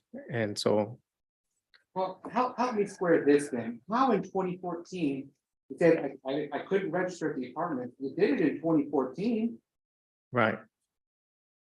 but you can register at the apartment. I asked my mom if I could and she allowed me to register there at her apartment.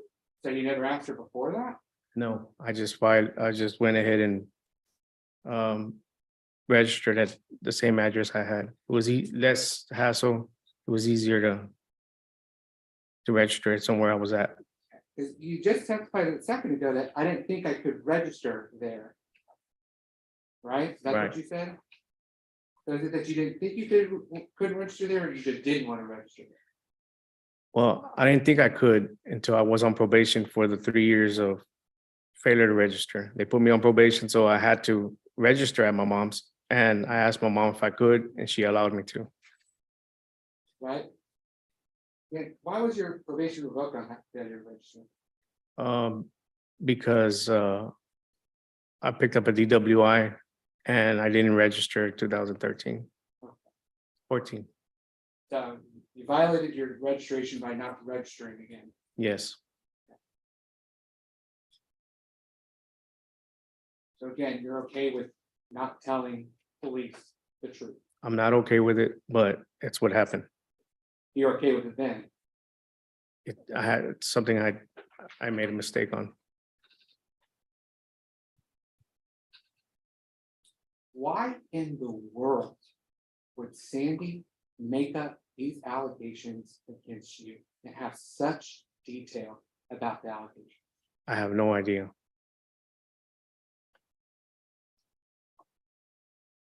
How in the world would Sandy know things like what anal intercourse is, porn is at the age of 8? She said she came out at 2000 and when she was 15.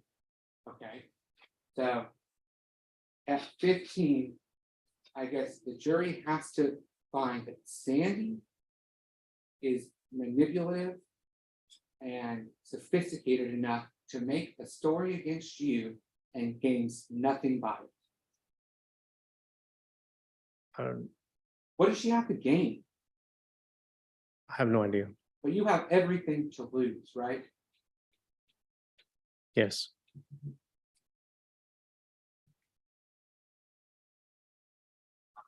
You sat here and you watched her testimony, right? yes, You saw her cry.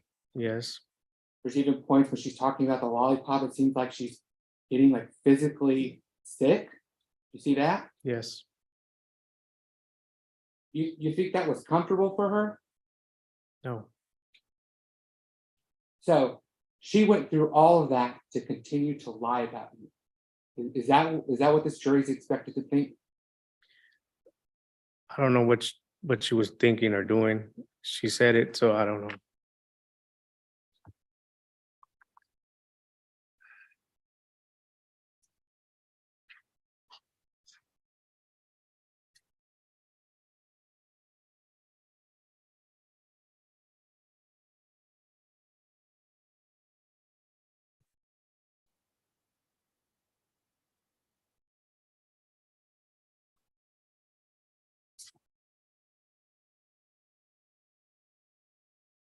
I'll pass it, Mr.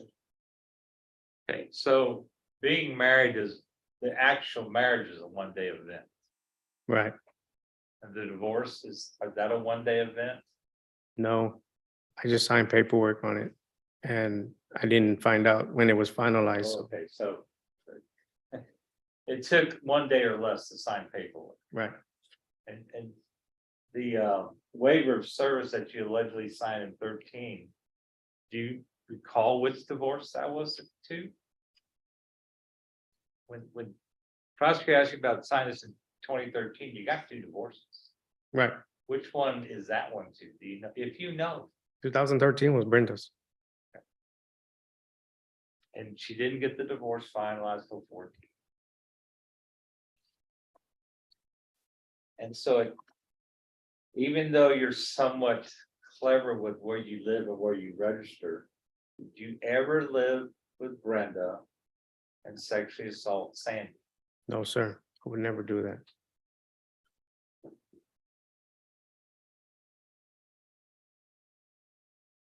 I have no further questions. State. 1 second, if I may.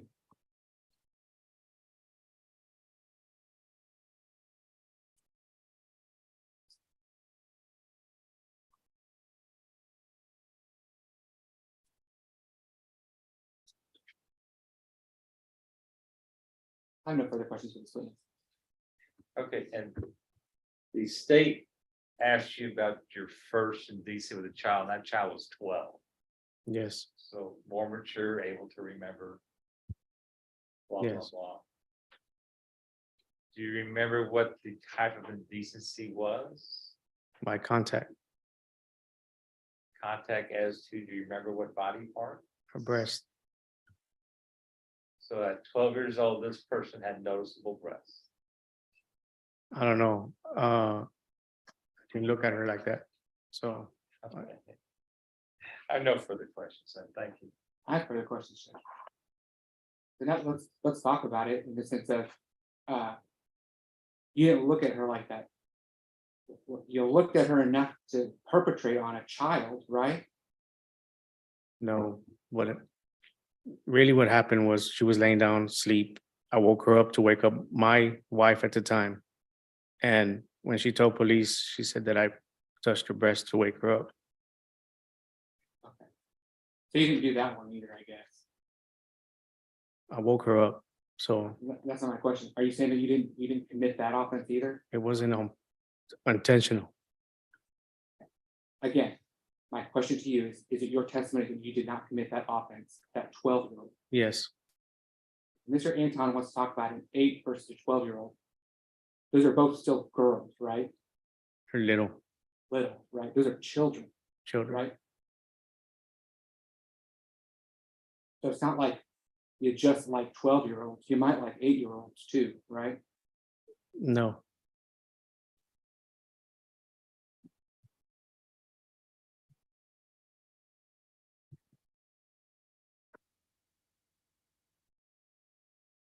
It'd be fair to say women, right? Adults, they have breasts, right?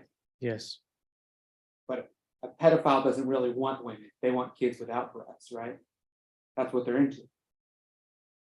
I guess that's what you're saying. Yes, So it makes sense if she didn't have breasts, right? yes. That's the witness. No further questions, Your Honor. Defense rests. All right, you may step down. State, We close. Well, state. State would rest and close. All right, defense, do you close? defense closes. All right, ladies and gentlemen, what we're gonna do is we're gonna come back on Monday. On Monday, I know. On Monday, you will hear closing arguments from both sides at that time. We'll start at 9 a.m. Even though I have a docket, I'm going to take this matter up first. So you'll hear closing arguments at that time. You're not allowed to speak with anyone about this case. If you see something on TV or on the news, you're not allowed to listen to it, just disregard it. You're not allowed to talk to anyone about what you've heard in court. You're not allowed to do any research or deliberate. Everything that you need to know about this case will come from inside the courtroom. And when I say no deliberation, that means no thinking about it in your mind. I will let you know when it's time to deliberate. Does everyone understand? All right, so we'll start Monday at 9 a.m. All right, everyone, please rise.